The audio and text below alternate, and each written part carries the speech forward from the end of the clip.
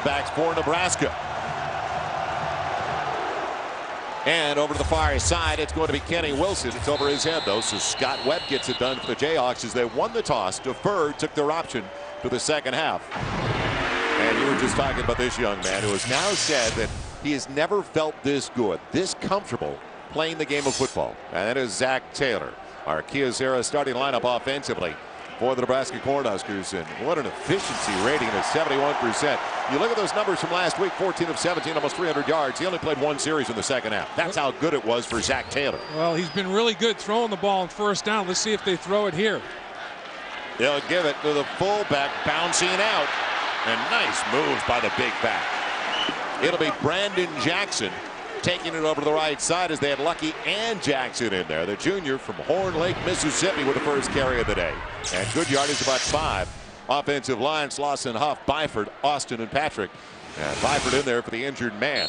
Lucky in the backfield with Dane Todd as well, the fullback. Swift and Nunn are the wide receivers. The experience of Terrence Nunn, coming off a great year last year. First team all Big 12 as a punt returner. As Erickson's into the game, they spread the defense, and Taylor out on the edge. Plenty of time and a wide open Terrence Nunn. He's beating his man down the sideline. Touchdown, Nebraska. Wow.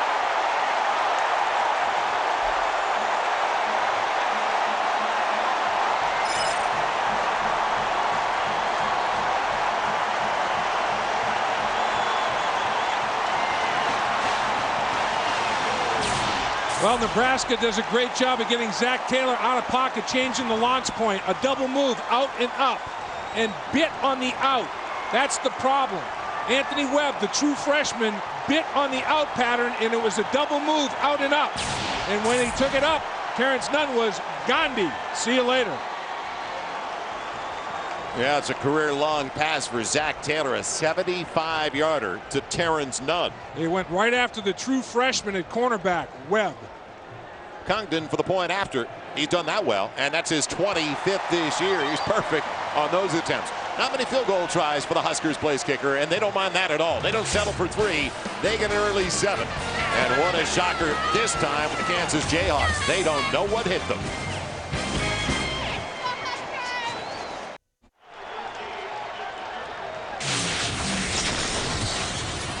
Big 12 football presented by Kyocera continues from Lincoln, Nebraska. Terrence Nunn and the Huskers with the Dodge scoring drive.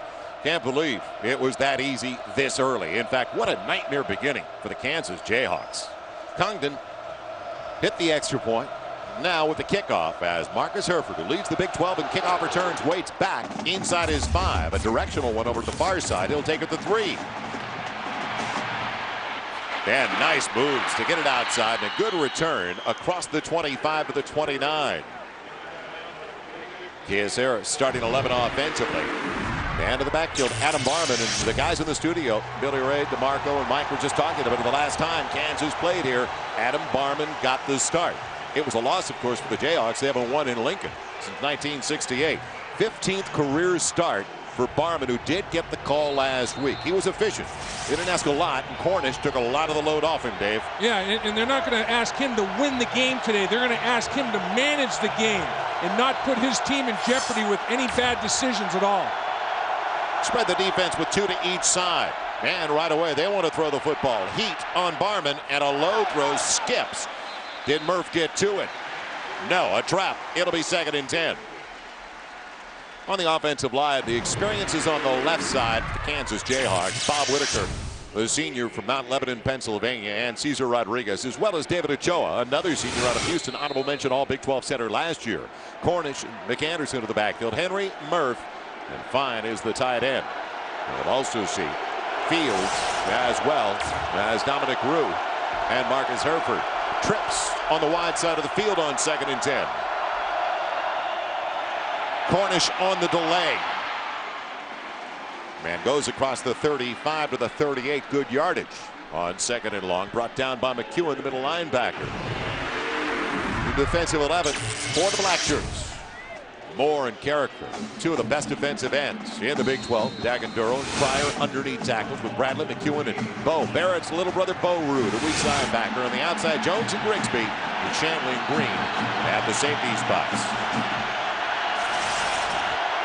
Jake Sharp, true freshman to the backfield. They only need about 1.5 yards, and Barman overshoots his man, intercepted. Shanley, the safety, with the pick. Well, you got a situation here, quarterback and receiver not on the same page. Barman thought his receiver was going to drift to the middle of the field more. Receiver just hooked up immediately, and Barman threw it to Shanley. I mean, basically, he turned himself into the intended receiver. And he's throwing to an area where he thinks his receiver's going to come in, and his receiver hooked up and stopped, and he just, I mean, Shanley looked like he was the intended receiver, basically. Now, they had Derek Fine originally, but then all of a sudden it was late and it was high and wide. That was the tight end. Yeah, high and wide. I mean, he thought Fine was going to be in a different spot than he was, and he just threw it right into Shanley's chest. Brandon Jackson, huge hole. Dave, you and I could run through that one. Inside the 40 with a stiff arm, and a first down all the way to the 36 of the Jayhawks. A gain of 13. Nice trap block by the left guard, Greg Austin. He pulls from that left guard position. Look at 65 in the red jersey, get the kick out block, and man, it just was backdoored by another great running back. They've got tremendous running backs. Brandon Jackson, Lucky. I mean, you're going to see them all. They got Kenny Wilson. You're going to see 4 different running backs tonight, and they all gash you for nice yards. And Cody Glenn missed the Troy game with a hamstring injury, but he's available as well. On to the fullback. He's in there. Van Taylor throws it wide of none on first down. It'll be 2nd and 10. You bring up a great point, the way they like to wear people out with their 4 backs of Lucky, Glenn, Jackson, and Wilson. In fact, the luxury for Zach Taylor and Bill Callahan. In their first 4 games, they've had 3 different running backs lead them on the ground. Yeah, and they had 2 running backs last week go over the century mark. I mean, when you have 2 go over 100 yards in the same game, you're getting something done. And their yards per carry was tremendously efficient. And remember, Kansas Jayhawks have not given up a 100-yard rusher in 17 games, second best in the country. The play fake for Lucky, buying time, and a low throw. Taylor had none available again. He can't believe it, a guy who's hit 71% of his passes. Yeah, Rodney Allen got the pressure and made Zach Taylor step up, but he could not find his receiver. And Zach Taylor has been tremendously accurate, completing almost 71%. Rodney Allen up top here, he's the one that's going to apply the pressure and make Zach Taylor step up into the pocket. And Zach Taylor knows, I didn't have my mechanics quite right, and as a result of that, my follow-through, I threw it short. 3 wide receivers and almost a 4th because they stand up Harrion, another tight end, their record-setting tight end.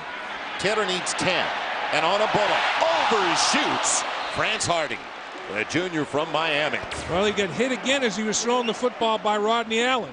Rodney Allen's doing a good job bringing pressure from the edge. He's got 3 sacks on the season, and he's pressured Zach Taylor 2 plays in a row. If it wasn't for Allen with the pressure, Nebraska would still be on the football field. And makes a nice little spin move inside and hits Zach Taylor right as he's delivering the football and makes it just a little bit high as a result of that pressure. So Dan Titchener, after 1 first down, they couldn't capitalize on the takeaway. They will be forced to punt. Titchener near the midfield stripe. Man, it's going to be Jonathan Lamb, not Brian Murph back there. Can they get it down inside the 10? Good punt coverage. Sideways. It'll go out of bounds. They didn't have to touch it. That's how good it was for Titchener. At the 1-yard line. Can't do any better than that. So they had it covered if it got near the goal line, but it went sideways. Why doesn't my wedge work like that? Yeah, really. Tonight's broadcast is on AFN, the American Forces Network, broadcasting of the U.S. Armed Forces, serving in 176 countries and aboard ships at sea. And they're watching around the world today. Iraq, Germany, Italy, Southwest Asia, South Korea, Japan. We want to welcome everybody, protecting our freedom as we watch this game in Lincoln, Nebraska. And a couple of game balls were given to a couple of soldiers here at practice yesterday. We watched it. We were there, Dave. Absolutely. And God bless every single one of you, and thank you for everything. On first down, just looking for breathing room. Barman for a yard as we head downstairs. Jim? This could be some big news developing on the field. The play before Adam Barman threw that interception, John Corners came over to the sidelines. He was limping on his left ankle. They looked at it. He tested it a little bit. He's back in the game, but that left ankle is very ginger right now. He hasn't got it spatted, which is a good sign, Noxie. Usually if it's a little bit of a difficulty, they'll tape over the shoe and sock and spat it a little bit. So hopefully he just slightly aggravated it. And he comes into the game second of the Big 12 in rushing. 109 yards a contest. That would be a huge blow if he can't continue. Play fake and pressure. Carricker hits him. It's up for grabs and intercepted. Picked off. Shanley's got it again. He's knocked out of bounds inside the 10. 2 for 2 for Shanley. Yeah, Shanley is Barman's favorite target. And unfortunately, Barman, his MO tonight was not to put his team in jeopardy and make bad decisions. And Barman has thrown 2 interceptions. And one of them was not the result of pressure, but this one definitely was. Here comes the front four. McEwen on a blitz. I mean, Carricker, McEwen meet at the quarterback, and Barman never sees the result of this play as he's dumped on his backside, underthrows the football as a result of the pressure, and Shanley almost takes it to the house. Short field for the Cornhusker offense inside the 10-yard line at the 6. That's the understatement of the year, a short field. So Shanley did not have a pick last year. He's got 2. As Taylor and Clinton chasing him, and a touchdown into the end zone. Wide open, Todd Peterson. Yeah, broken coverage there, and it's a good sign for the Nebraska Cornhuskers. It's called sudden change, and the defense tries to do what they can do to keep him out of the end zone on sudden change. Offensively, you go right for the jugular, and that's exactly what Nebraska did, getting Zach Taylor out of pocket once again. A run fake to the left. He rolls to the right. Kansas responds to it pretty well. Defender falls down in the back corner of the end zone. Receiver wide open, Todd Peterson. Kansas defender falls. An easy toss and catch. Congdon for the point after. And what a beginning. We're not 5 minutes in the game, and it's getting away from Kansas early. In Nebraska, and it certainly is a perfect one for the Huskers and their fans so far. Not 5 minutes gone by, and they lead it already by 14. These favorites coming in, the 21st ranked team of the nation on our Dodge scoring drive after the sudden change, the turnover. It is going to be brought back now. Herford from inside his own 10, and the Big 12 leader in kick returns out to the 25. So solid field position again. Later tonight, our college football Saturday tripleheader will continue. Stanford and UCLA, a Pac-10 showdown. And can the Bruins battle back against the Stanford squad that struggled so far this season? It is all coming up right after our matchup in Lincoln, right here on FSN. Now can Kansas just get a first down, give their defense a chance to stay over on the sideline? Yeah, the defense hasn't been on the field long because Nebraska scored in 2 plays on the first drive and 1 play on that turnover drive. I mean, it's just been bad field position and big plays by Nebraska. Cornish, almost like slow motion. He broke the tackle of Daganduro, brought down by Carricker. So he does have positive yardage, about 4 on the carry. And our Bombardier ATV keys coming in. And should we throw them out the window?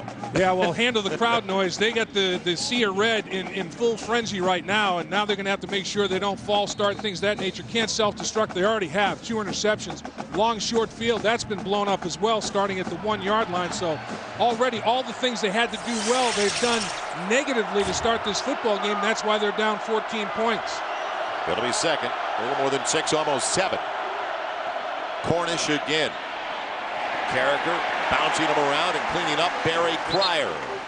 No keys now coming in for the Cornhuskers. And there have been successful on all 3 of theirs, running the ball well, and as a result of that, throwing it. Fast start, can't get much faster than 14-0 that quickly. And big plays, yeah, that happened too. 75-yard touchdown pass. So everything Nebraska had to do to jump out and get after it in this football game, they absolutely have. I mean, the keys have held true. 14-0 Nebraska, less than halfway into the first quarter. So now 3rd and long, 3rd and about 6 from the 29. Barman forced to throw and in trouble. Wide of finest tight end. In the neighborhood was Marcus Henry as well. So 3 and out with a punt. Still looking for their first down of the contest. And right now, Kansas is in trouble because they're down 2 scores and they're finding themselves in 3rd and long, 3rd and extra long against this Nebraska defense that last year had 50 sacks and 140 tackles for loss. Both of those were #1 in the nation, and they are very, very solid up front with their front 7. And right now, they're drooling for an opportunity to pressure the quarterback. There's a guy who's all Big 12 punt returner last year, Terrence Nunn, waiting. The punt from Kyle Tucker, the junior from Katy, Texas, gets into it. Very high one, a wobble over to the far side. And It'll take a Nebraska roll like everything else. So it's outside of the 30. It'll be at the 34, only a 36-yard punt. 15 career starts, including tonight, and the busiest year was his sophomore season, Dave, when he got 8. And that's for Adam Barman. Yeah, and Adam Barman, his strength is understanding the system and making good decisions. And so far, he's been rattled a little bit by the circumstances surrounding this football game. It's on the road. It's not in the friendly confines of Lawrence, Kansas, and he hasn't completed a pass yet, other than to Shanley, who he completed 2 to, but that's the wrong color jersey. It'll be Marlon Lucky as the single. And Lucky bouncing around. Gets about 5 on first down. You know, when they say opposites attract, boy, is it apparent in this game early, because, Dave, we were talking about it right before we went on the air in the plus-minus category, the turnover margin. So important to coaches. Nebraska, top 20 in the nation, 18. At +4 coming in. Overall, a -6. And that's 110th for Nebraska. You know, Kansas is -6, right? And they've given it up 11 times. That's the problem. They had 5 turnovers against Toledo. They've got 2 already here. They've got 13 giveaways already on the season. Way too many. Second, about 5.5, and Lucky off the right side up to the 42. It'll be 3rd and a couple for Nebraska. Brought down by McClinton. First down marker is brought to you by Overstock.com, where you'll find thousands of brand name products at savings of up to 70% every day of the week at Overstock.com. So working against a defensive unit that was one of the best in the Big 12 last year. In fact, they had the defensive player of the year of the Big 12, Nick Reed. Lucky tripped up. Good penetration, and now Nebraska is going to have to punt the football. A 3 and out for the Huskers, or will they go for it? And they may think about it across the 40. But this defense lost a lot. They lost 8 of their 11 starters for the Jayhawks. Bill Callahan has got that offense. He's got special teams over on the sideline. His offensive line is working their way off the football field. He's going to punt it out. Will he punt it out, though? I think with a 14-0 lead and you're in your side of the field, I think you just punt it away. Well, Zach Taylor is the up. Let's see if it's a direct snap. Yep, Taylor. They're going to go with the gadget. And not so much of a gadget as they're going to shift a single eye into the backfield. They may try to get Kansas to jump. He's going to hard count him, and they'll stay in there, and now they're going to take the penalty and punt it away. Well, when you're up 14-0, well, you know, it's you have the luxury to do a few things. Well, it's something that you want on tape. Offense, number 13. You want on tape for other people to have to prepare for it. And Bill Callahan thought, you know what, maybe I'll do a hard count, get Kansas to jump off sides and get the first down by penalty. And Kansas did a good job of not doing that. Now they'll just punt it away. So instead, Titchener will punt. And the league's leader in punt returns, Brian Murph, at better than 20 yards per try. Back there for the Jayhawks. Yeah, they've got Murph at 21.8 on his punt returns, and Hereford 30.5 on his kickoff returns. That was a big key. They thought they could challenge field position or dictate field position because of their return game. Mark Mangino was confident about his returners in space, making moves in space in the open field. Well, it was 83 at kickoff. How hot is it under that counter right now if Mangino's on the sideline? Titchener gets into it, and not a very good one.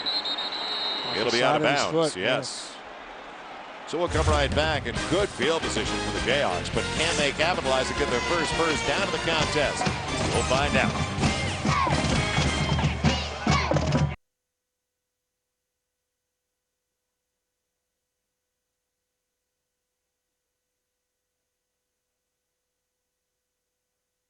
Sixth. Also by Subway, Eat Fresh, and by Dr. Pepper.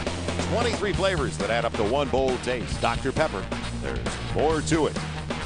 Good job of the Kansas defense to get Nebraska off the field as they went 3 and out. And now the Jayhawks get it. Best field position to start a drive so far. With Cornish in the backfield in the eye McAnderson. And a play fake. Barman going deep. Jump ball, and it's knocked away from Brian Murph. A flag comes in late. Shanley coming over to help out the corner, Grigsby. Well, Shanley almost intercepted his 3rd pass of the night, and they may be calling Grigsby for pass interference. But if the ball is touched by a defender, there is no pass interference, and Shanley tipped the ball. He knocked the ball to the ground. At that point, if Grigsby hit him, I think it's fair game. I think they may have to pick this one up, maybe. Well, Grigsby hit him before the ball was tipped in the official's mind. Greg Burks, our referee for the Big 12. Once the ball is touched, if it's deflected at the line of scrimmage, there's the contact before the ball is touched. That's what the official saw. Grigsby's left arm riding him, and before Shanley touched the football, the infraction occurred, and that's why the penalty stands. Defensive pass interference, number 2, 15-yard penalty, first down. And Shanley, double coverage, playing center field, makes his way over there and almost picked off his 3rd pass of the night. Would have been nullified because of the pass interference penalty anyway, because Grigsby was riding him, pushing him with that left arm. Bill Callahan saying, I don't know about that. I think ticky-tack. So first down, and the first time they are in Husker territory. At the Nebraska 41. Cornish almost running into Barman on the exchange. Not much available. Cover. That was a stutter step out of the backfield, though. An ugly exchange with the backfield. Another sellout, by the way. What a shot. 85,069. 278 consecutive sellouts. And it goes back to Bob Devaney, 1962. Are they loyal around here? Oh, they are. It's unreal. And when you look at that record, 245 and 33 coming into tonight's game in those sellouts. And they're 23-2 under the lights, which they will be here shortly. I mean, it's been very, very kind to them here at this venue. Dead ball foul is coming up. And a false start against the Jayhawks. Here comes the crowd noise being an issue.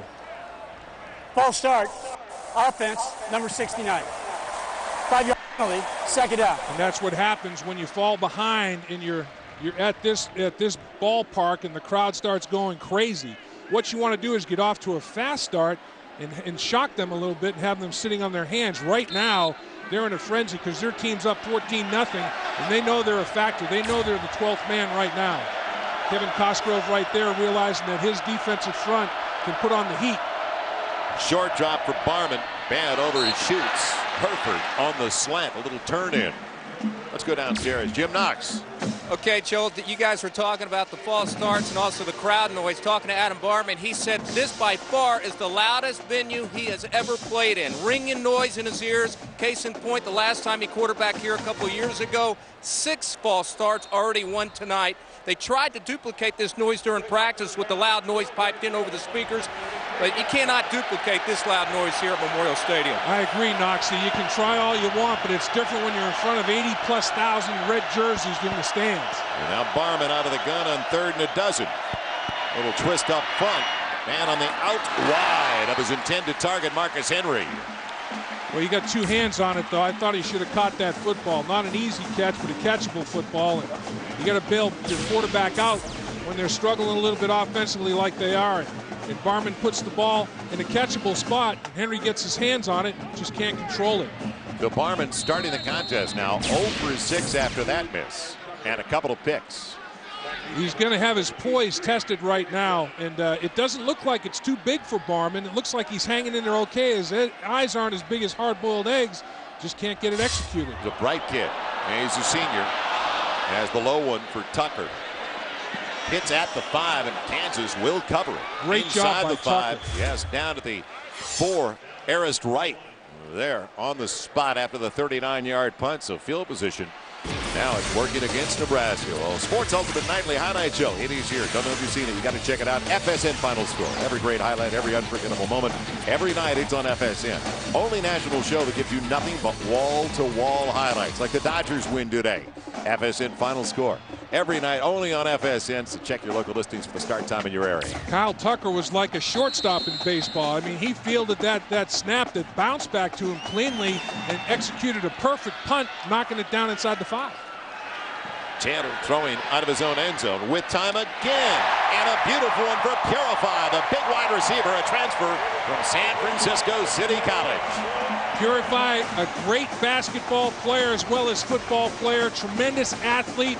He's got height, he's got length, long arms, he's got a vertical jump, and he's a very, very difficult cover in a one-on-one situation, and that's what he gets, is one-on-one coverage, and he beats it. And he gets to the inside and runs away from people. Just an outstanding route. He beats the true freshman Anthony Webb in man coverage, and Zach Taylor puts it on the Monet. Marlon Lucky setting up in a split and offset backfield. Hasn't had that many touches so far. Taylor wanted the screen, and he's going back in that direction. Not a bad grab by Lucky, a positive, but it looked like it was going to be a negative. He's got it across the 42. No screen, though. No, and the pressure from Eric Washington, the linebacker, was key. He was in Zach Taylor's face. Zach Taylor committed a cardinal sin. Throw the ball late, back over to the middle of the football field where there's a lot of traffic, and he got away with it. That's not a high percentage throw for Zach Taylor to make, but when you're completing almost 71 of your passes, you have a lot of confidence in throwing anything, I guess. Now they set up France, short side of the field.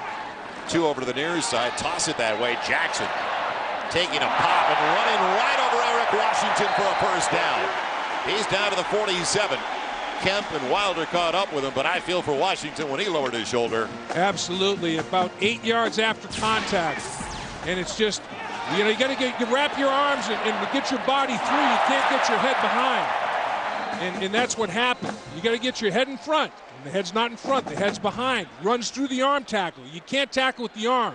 You have to get your body in front and run through that running back because they're too good. And I'll tell you what, Brandon Jackson proves it right there. Lucky back into the game.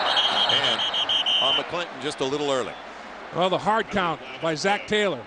You know, the voice inflection. You can't listen to the quarterback when you're a defensive lineman. Watch the ball. Don't move till it moves. Defense, number 93, offside.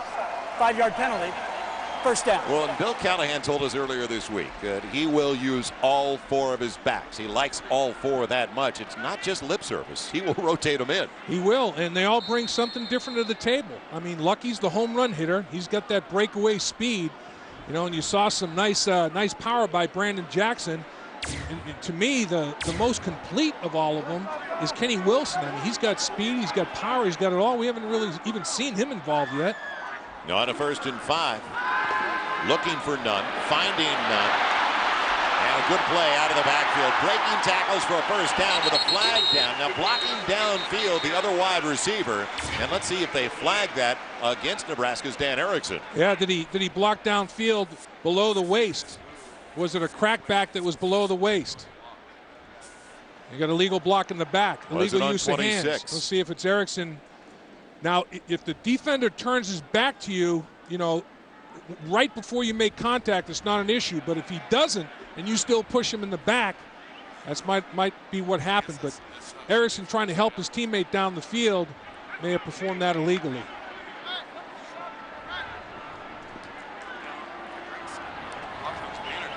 Illegal block in the back, number 7 of the offense. 10-yard penalty, first down. Called it on the other wide receiver, France Hardy, instead. Well, they're all down the field working hard, and that's Nebraska's known for how well their wide receivers block.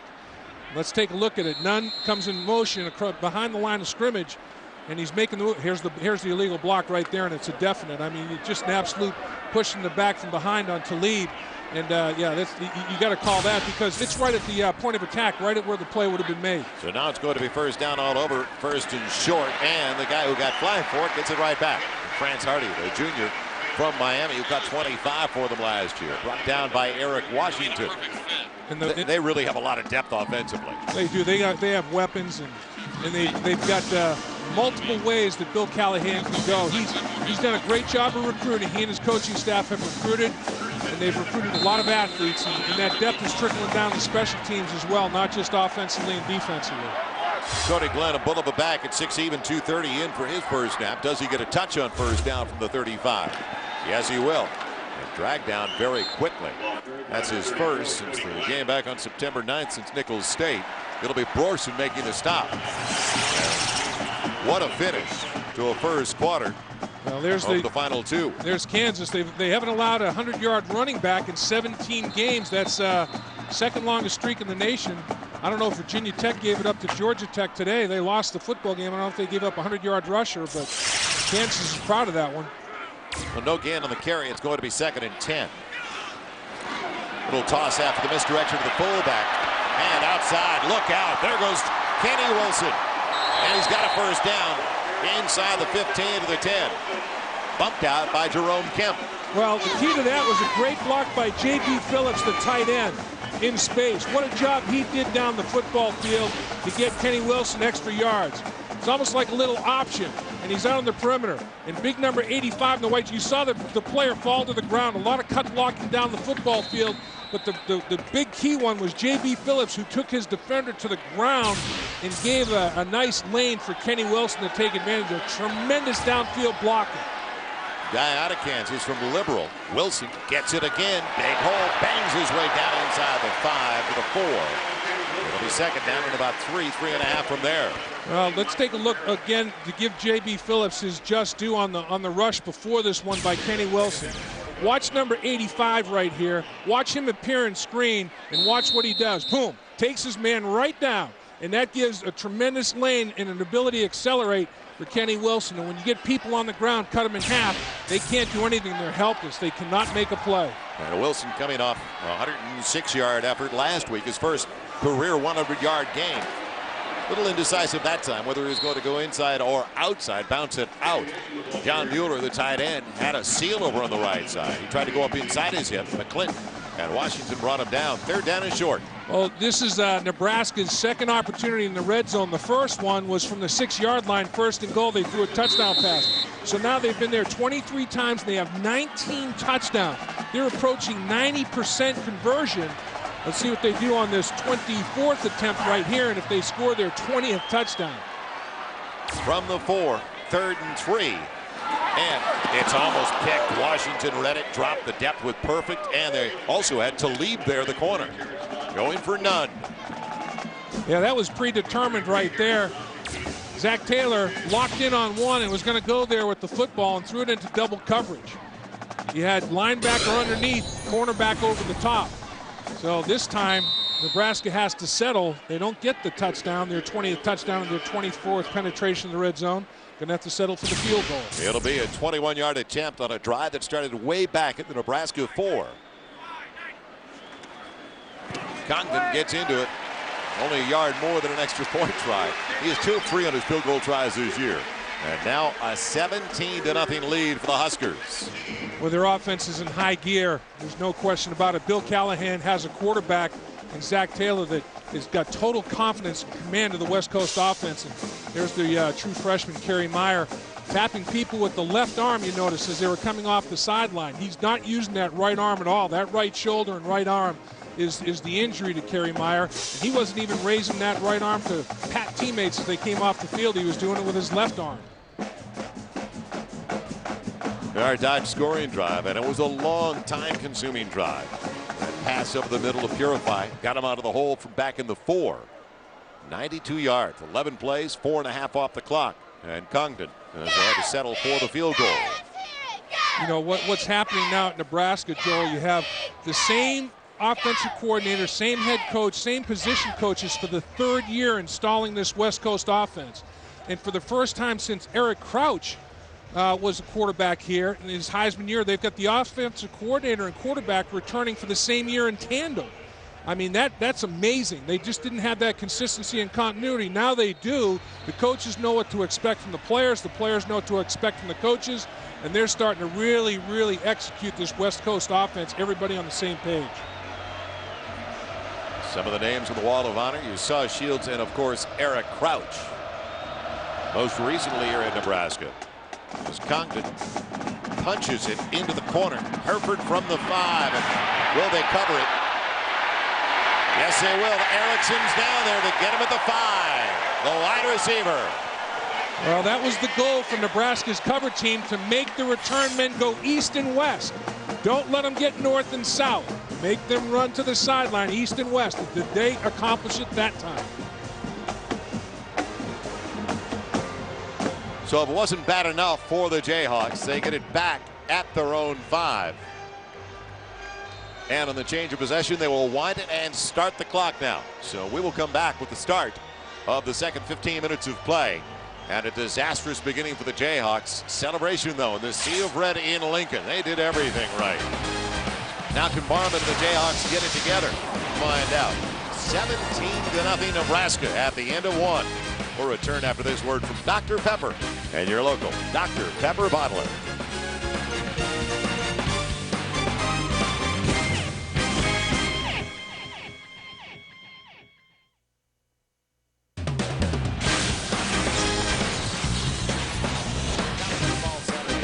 by Kyocera on FSN. Welcome back to Lincoln, Nebraska. Joel Myers, Dave Lapp, Jim Knoxon back at the 5-yard line. First snap, second quarter. It's Cornish and the Jayhawks, and he's battling, but he won't get much. A yard to the most. It'll be 2nd and 9. A 17-0 lead to start the second 15 minutes here in Lincoln. And Kansas, this is their 5th offensive series. Their only first down so far, Dave, by way of penalty on that pass interference call. Yeah, that's tough. And they started from the 1-yard line on this interception. The field position's been tough, and they haven't run any more than 3 plays. It's 3 and out, or 2 in a turnover, or 3 in a turnover.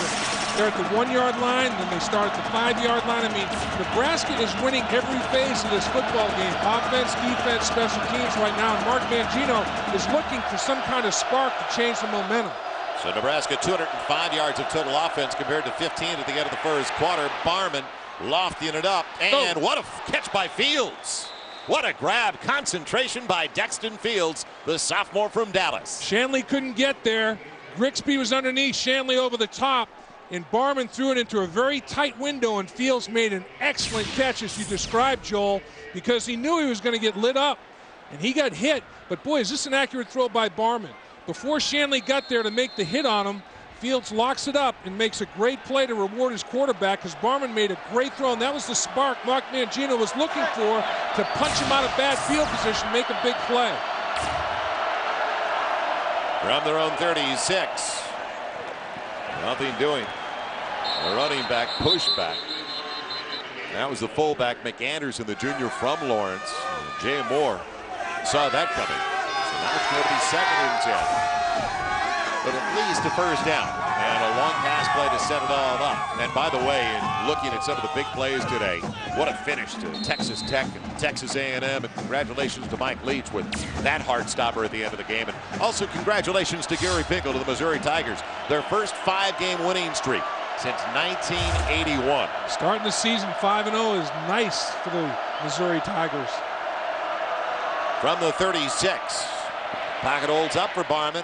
Field, shallow cross. Nobody kept up with him, and he's got another first down. So nobody stayed with Dexton Fields. He's bumped out by Tierre Green, the safety, at a gain of 14. And Chase Daniel, the quarterback from Missouri, the sophomore, true sophomore, is doing a great job. Look at the numbers again this afternoon. A high percentage for over 250 yards, 4 touchdowns. He's lighting it up with that spread offense. He ran it in high school. And he's very, very comfortable and makes great reads and delivers the football to all quadrants of the field. Barman on first down. And surveying the field to find Cornish. Boy, all of a sudden, Dave, he's looking more comfortable as he buys some time with good footwork back in the pocket and gets 8 on that ad lib. Absolutely, Joel. He created a passing opportunity with some elusiveness and escapability in the pocket. His protection was solid to start with, though. The boys up front do a pretty good job of stymieing the front 4. They ran a little bit of a twist. Barman felt pressure from Carrick on the backslide. He was able to slide to his right in the pocket and check down to Cornish. Good job up front. Quarterback showing a good ability to move in the pocket. Cornish making a good catch. That's a nice first down play. So on a drive that started back at their own 5, Kansas all of a sudden at the 41 of the Huskers. And Barman, plenty of time. All day in fact, and wide open at the 10. It's the tight end Fine. He's put down just shy of the goal line to the 1. Derek Fine got behind Grigsby.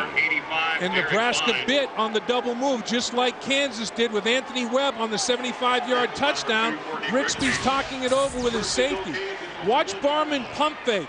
Once he pump fakes, there's the break up the football field. The double move out and up, and Grigsby is fooled. Shanley can't get there. Big play. Tierre Green really bit. The safety on that side of the field, Dave. You can see him take a couple of steps forward. So Cornish in the eye. Kansas trying to complete a 95-yard drive. Short side option, and Cornish slowed down, put down, out of bounds at the 3. Bo Rude with the penetration to the backfield. Yeah, Bo Rude read that beautifully, and his lateral pursuit was outstanding. There is a penalty flag in the end zone, and let's see what that's all about. It can't be interference because they were running the option. Let's see what's going on in that end zone. Was there too many men on the field?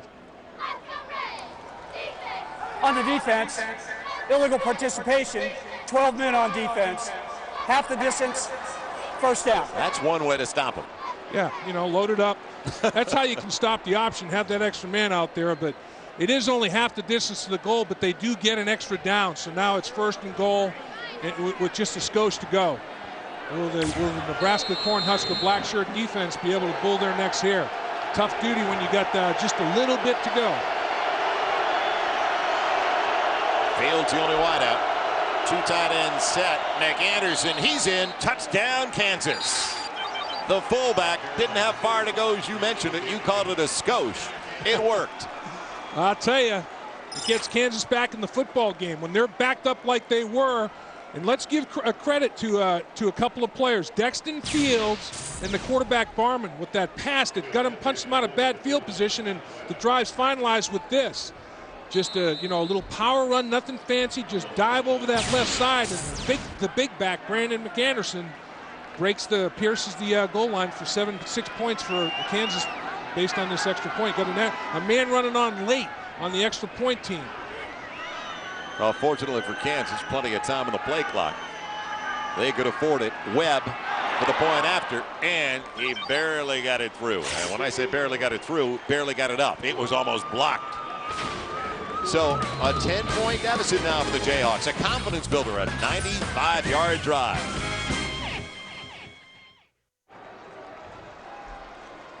Welcome back to Lincoln. Joel Myers, Dave Lattman, Jim Knox, and all of a sudden, Adam Barman engineering a drive. He's starting the contest 0 for 6. He's hit his last 4, and the Jayhawks are on the board. Joel, not only 0 for 6, but 2 of those 6 attempts were intercepted. And he's hitting Shanley as a receiver. And I got a lot of respect for Barman. He goes on a 7-play, 95-yard touchdown drive. What poise. He's unflappable. If I started 0 for 6 with 2 interceptions, I couldn't pull the trigger anymore. And he's completed 4 in a row. Brandon Jackson, Kenny Wilson wait. It'll be Jackson. He'll stay in the end zone about 4 yards deep. And Nebraska's going to have it for the 6th time offensively at their own 20-yard line. So Kansas desperate for anything. And then they put together a 95-yard drive. Now, it could be a lot worse, but Zach Taylor not as sharp as we've seen him earlier this year. In fact, Zach Taylor and the Huskers 4th best in the nation on 3rd downs, but they've had drives stopped with great field position because they're 0 for 3 so far on 3rd down. Yeah, they are. And they've had an opportunity to convert on a couple of them. And you want to be 3rd and short. You don't want to be 3rd and long and extra long against any defense. Now, moving the pocket by design. It'll be none. Man, just in bounds. He's got the first down for a gain of about 11. Well-timed. Terrence Nunn on the sideline. Now 4th all-time in Nebraska history in receptions. Terrence Nunn has been a very, very effective receiver in this West Coast offense. And here he's got 75 catches, yes, I think now. So he moves into number 4 all-time and passes Guy Ingles. And now his next target, Jeff Kinney, as he climbs the ladder. It'll be a first down out towards the 31 for Nebraska. Man, lucky. Brought down. McClinton doing an exceptional job of shedding the block and sliding down the line. A big junior from Garland, Texas. Like Missouri, Kansas has done a great job. They've got more than 20 guys from the Lone Star State like McClinton. And McClinton and Wilder, the 2 defensive tackles, the Nebraska coaching staff said was the key to their defense. They thought that the matchup with Kansas's 2 inside defensive interior linemen against Nebraska's center and guards would be a big factor in the football game. And that time, McClinton showed up big time. I want to get back to that thought in just a moment because it's a loss of about 2. And now thrown behind France Hardy. He is dropped immediately out on the end by Aqib Talib. First thing Bill Callahan told us when we started talking about Nebraska with the Huskers head coach, he said the challenge physically is McClinton and Wilder. They're underneath tackles. And here he is again with the penetration. He gets a hand on Zach Taylor on a quick screen. I mean, that's amazing when you can get that much penetration and push that quickly at the line of scrimmage. The Kansas defense has responded to the 95-yard touchdown drive by their offense. And now you're looking at another 3rd and extra long, Joel. It's 3rd and 13, 14, and they're 0 for 3 on 3rd down so far. Kansas defense led the Big 12 in total defense last year. They were 2nd best at stopping the run, but they did lose 8 of their 11 starters. Now Taylor in trouble, maneuvering his way, and Hardy can't come down with it. He would have been short anyway. He took a shot at the end of the play and he landed awkwardly. Rodney Allen got the pressure again. Rodney Allen is doing a good job from his defensive end position. This Kansas front four is very, very active, and Zach Taylor has to step up in the pocket again, slide step and create an opportunity. And boy, you can't throw it any better than that. Hardy, his receiver, didn't reward him, and then he got injured. He got smacked after he dropped that football. Anyway, if you're going to get hit, you might as well catch the ball. Right now, I think he's having a hard time catching his breath, but I don't know, it looks like that left arm may be bothering him as well, the way he's got it cradled into his body. Got tangled up underneath him as he went down. And it didn't look like he could fall and almost accept the blow to break it. And not a good sign. No, it's not. He's obviously got real problems with that either elbow, shoulder, something on that left side. Wrist, could be anything. So a little more than 5 minutes gone by, and now Nebraska 0 for 4 on their third down tries. They had hit 57% of their first 4 games. 3rd and 13 is not a third down conversion opportunity that you look for. You don't have a whole lot of plays available in that playbook. I mean, Bill Callahan doesn't want to be off schedule like that. Mark Mangino and his Jayhawks want them off schedule like that. So they get 1 first down, but are forced to punt. Dave, sense a shift of momentum now? Yeah, I think defensively they definitely responded to that Kansas offensive drive, a 95-yard drive. Titchener to punt. He had a 16-yard punt. That was it on one of his attempts earlier. Line drive returnable, but Murph is going to call for the fair catch, and then unhappy he did. Back at the 33, so solid field position for the Jayhawks coming off a long drive. Will it continue offensively for Kansas?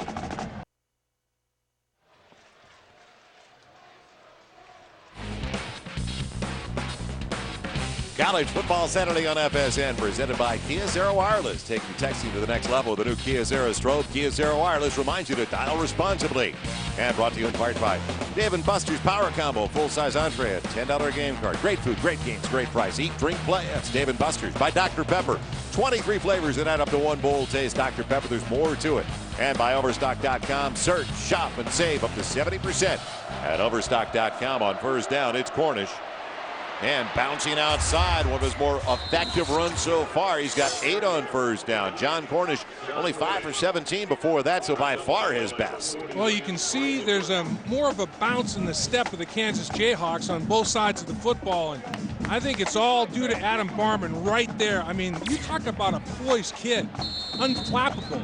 I mean, the start he had couldn't have been worse. He didn't collapse. He didn't cash his chips in. He went to work. And now his football team's back in the game. That's a leader. Well, academic all Big 12 last year, Dave. He's a bright young man, so he wasn't going to crumble. He's been in this atmosphere before. He started the last time they were here in Lincoln. They need 2. Cornish cutting it back effectively. He's got a first down into Nebraska territory, all the way down to the 45, and he didn't run himself out of the play. Great patience. It's amazing how things open up in the running game when you throw it like Kansas did on their touchdown drive. And the offensive line doing a pretty good job of sealing, and then a massive cutback lane for Cornish. Cornish has got great vision.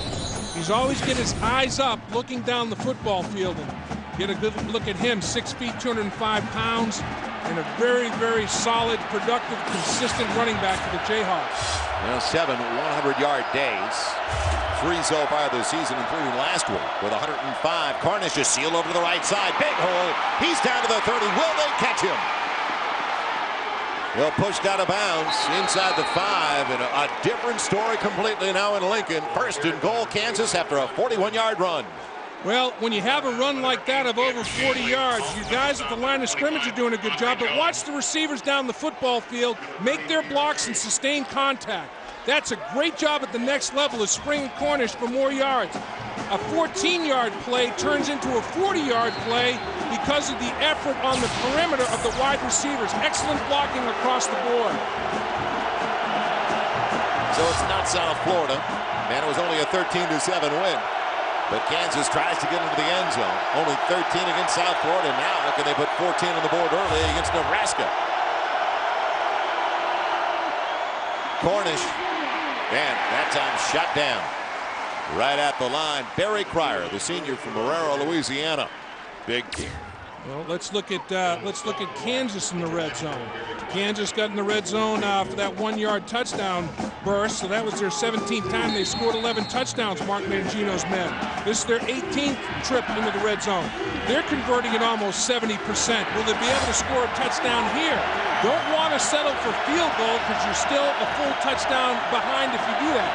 Spread the defense, 3 wide receivers. Barman out of the gun, one of the quarterback draw, lost it. Look out, it's covered. Recovered down to the 2-yard line by the Huskers, and coming up with a football, the safety, Tierre Green. Boy, just a fortuitous bounce for Tierre Green, and that's the 3rd giveaway of the game for the Jayhawks, and unfortunately they're all Adam Barman. 2 interceptions, now a fumble on the option.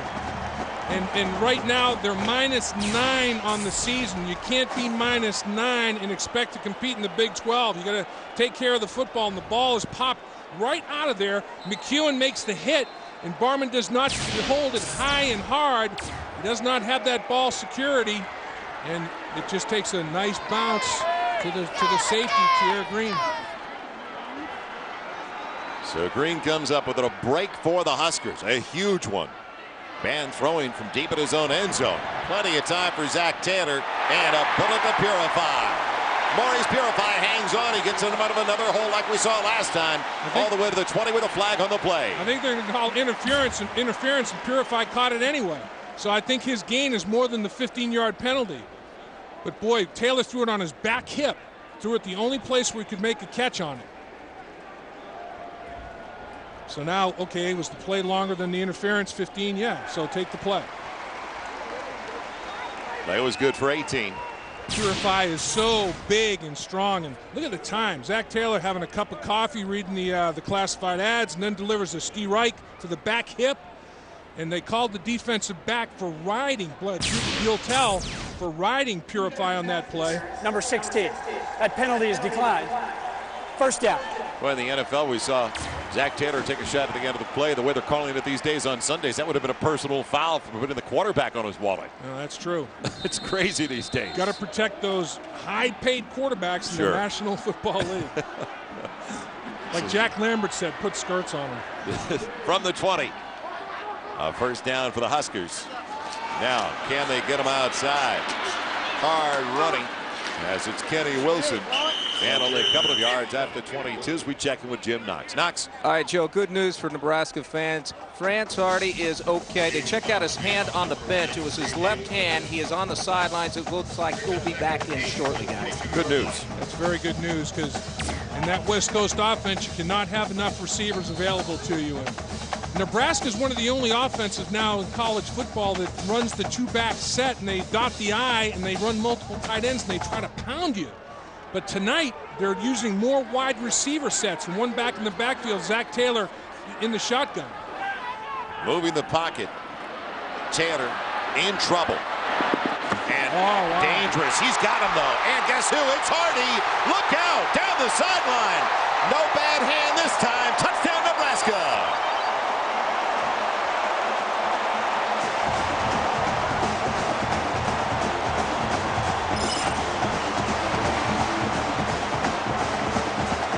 Another big play, a 75-yard touchdown, and that one was what? Pushing the same, wasn't it? I mean, 2 monster plays, the same type of action. Zach Taylor out of pocket, changed the launch point, and Fritz Hardy is just going to stay with him. He's going to run across the field, and Zach Taylor, before he gets blown up, stays with him, and then Fritz Hardy just turns on the jets and takes it inside the pylon for a touchdown.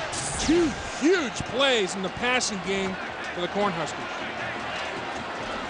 Point after from Congdon. And talk about a turn of events. The 98-yard drive just a couple of minutes ago looked like Kansas was ready to make it a 3-point deficit. Instead, they are trailing once again by 17.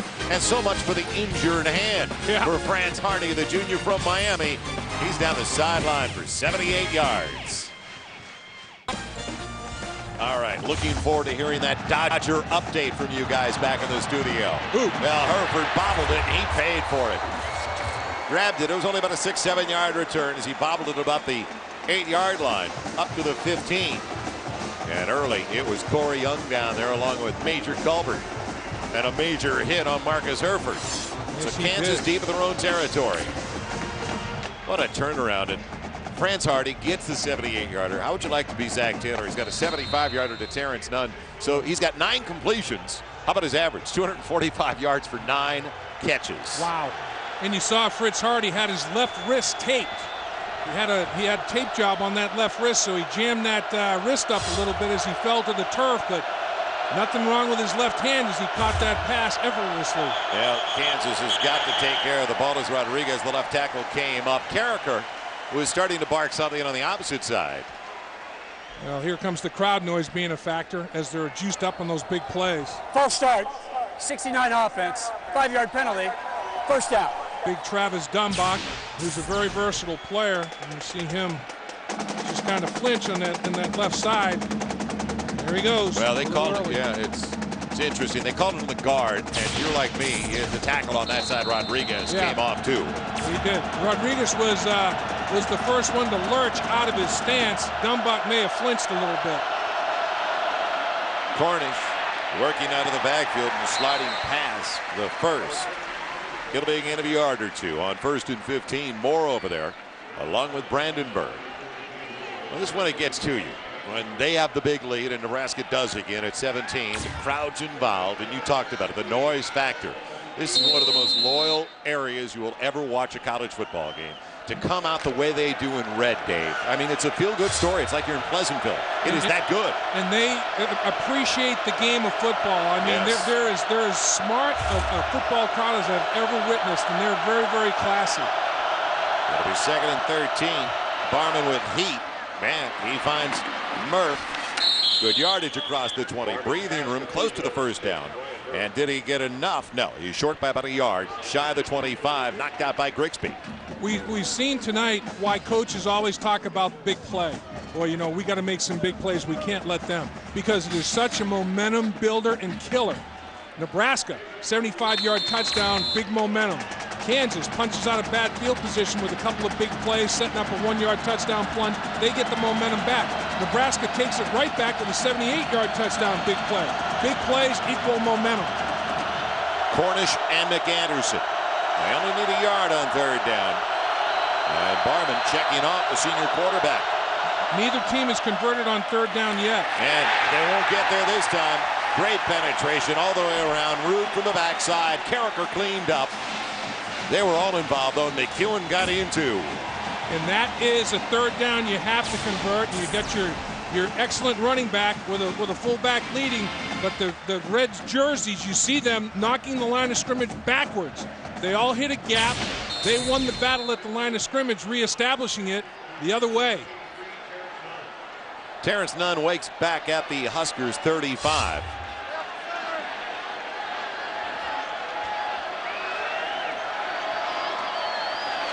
And the punt from Tucker, a good one. His best by far. Over the shoulder, Nunn. Back inside his 20, close to the 15. Making a miss early. Now he's got a lane. Look out. Terrence Nunn gets a block. And he takes himself out of the play. Otherwise, the punter was going to have the pressure on him. What a job by Terrence Nunn. The 45-yard line made an unassisted tackle. It's an amazing deal. And sometimes you outkick your coverage, and that's what happened here. Kansas's coverage was outkicked, and Nunn is faster in space than anybody. And as he's trying to make a move, giddy up. No, down at the 45-yard line, he said, I'm making the play. You know what I think? He saw Kyle Tucker, number 15.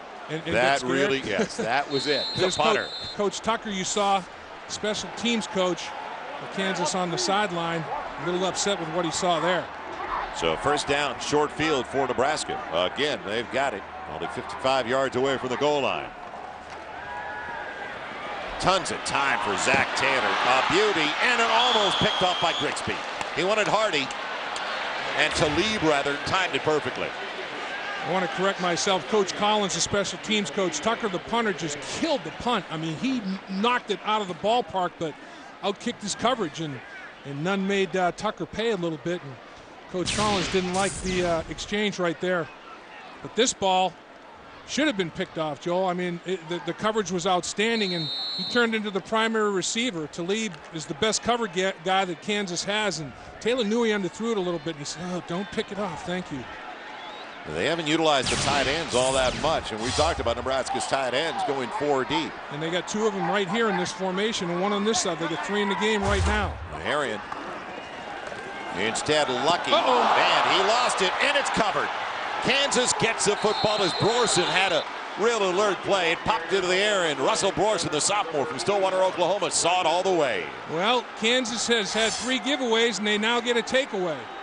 And trying to even up that turnover department, and they're going to have a short field. They've got less than 50 yards to navigate and negotiate. And it's all about ball security and a nice hit. As the hit is being made, the ball pops up. Eric Washington forces the fumble. He makes the hit, and his left arm knocks the ball out of there. Lucky has to be a little tighter with his ball security. And boy, you talk about Brorson saying, that's right there for me, I'm going to grab it. This is huge now for Kansas inside of 4 minutes left in the half. Can they go to the locker room and not be in the situation they're in right now, a 17-point deficit? Barman calling out the blocking assignments, helping out his center. And available on the sideline, it's Brian Murph. Big grab for a first down, already field goal territory with the 27. And they still, don't forget, have all 3 of their timeouts left in the half. Well, they're doing a good job of beating the cover 2 scheme. Safety can't get there. Safety trying to get there from between the hash marks and the numbers. Throws the ball over Grigsby, the corner, and in a spot before the safety Shanley can get there. That is the vulnerable spot of cover 2. Sideline, there's a window right there on the sideline between the corner and safety that Barman has found a few times tonight. This time Barman under his center on first down. It'll be Cornish. Gets a seal over to the right side. Bounces for big yardage to their 20. He's got a first down inside the 16. Again, running with great vision when the primary hole wasn't there on the line of scrimmage. Absolutely, and he's got the eyes, and they're always up the football field, and he realizes everything's inside. Bounce it, and there's the bounce. He's got balance, he's got bounce. He's a good running back, and he's very, very consistent for the Jayhawks. Young man from British Columbia giving Kansas a first down. Now, can they get points off a turnover? The first giveaway by Nebraska. Almost 100 yards already for John Cornish. The blitz, they picked it up. Cornish, short yardage, but still productive. 4, almost 5 on first down. A run blitz up the middle between the center and guard. Now, this is a very, very key red zone penetration for Kansas. It's red alert in the red zone. They can't settle for field goal here. I mean, field goal, you're still down 2 full touchdowns. You got to get it within 10 going into the locker room at halftime potentially. You don't want to be down 24-10 on the road with this rabid crowd. Down to the 12, it'll be 2nd and 6. Deep single is Cornish. Barman with time over the middle, in and out of the hands of finest tight end. Wow. An automatic score. Boy, that's an unfortunate drop right there because it was a great call, and the execution was there up until the most important thing, catching the football. Great throw by Barman, good route run by Fine. Got to catch that football, and nobody knows it more than Fine, and he's the most upset young man in the stadium. And when he hit the ground, he knew that he did not fulfill a tremendous opportunity. So now 3rd down and 6. 2:27 left. And a half that was dominated by Nebraska, making the most of the Kansas mistakes. Now Kansas tries to turn the tables. Nebraska turnover, and the first time out of the half is used by Barnum. As Barman calls their first time out. And we'll come right back and see what they do on this critical 3rd down for the Jayhawks.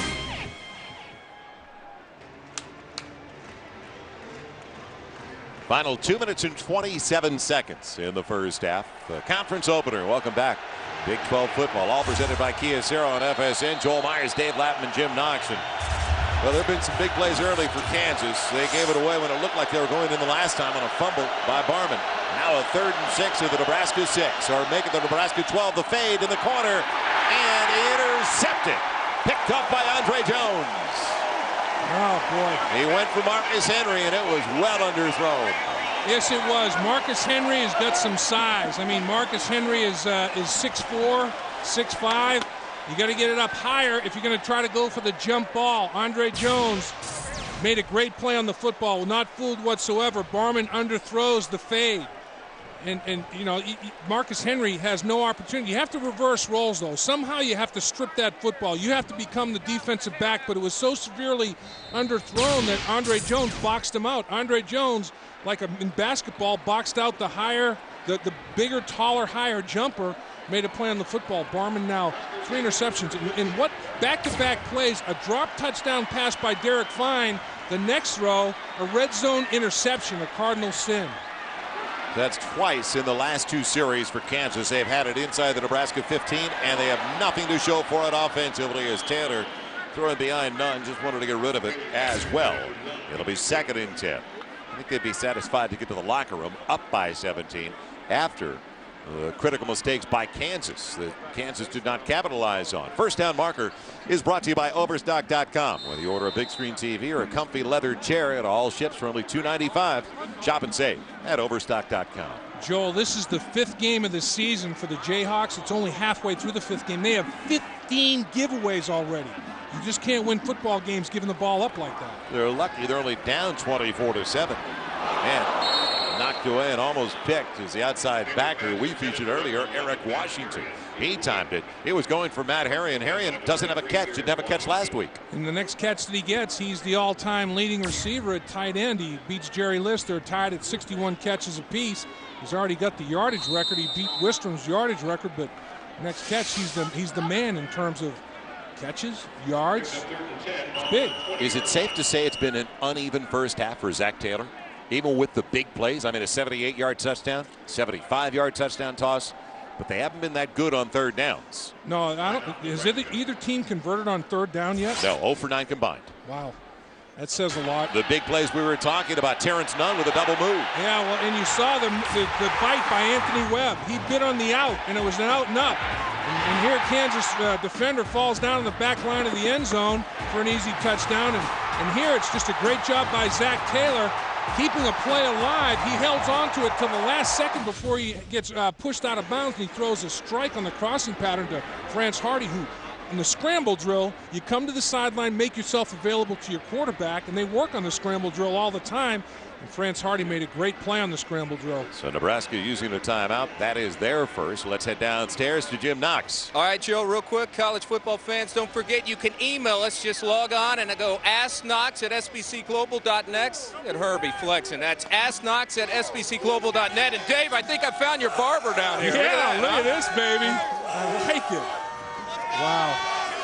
Just when I said we were in Pleasantville, Knoxy found somebody like that. See, that's where all that college money's going. It's being well spent, all that tuition, room and board. Look at that.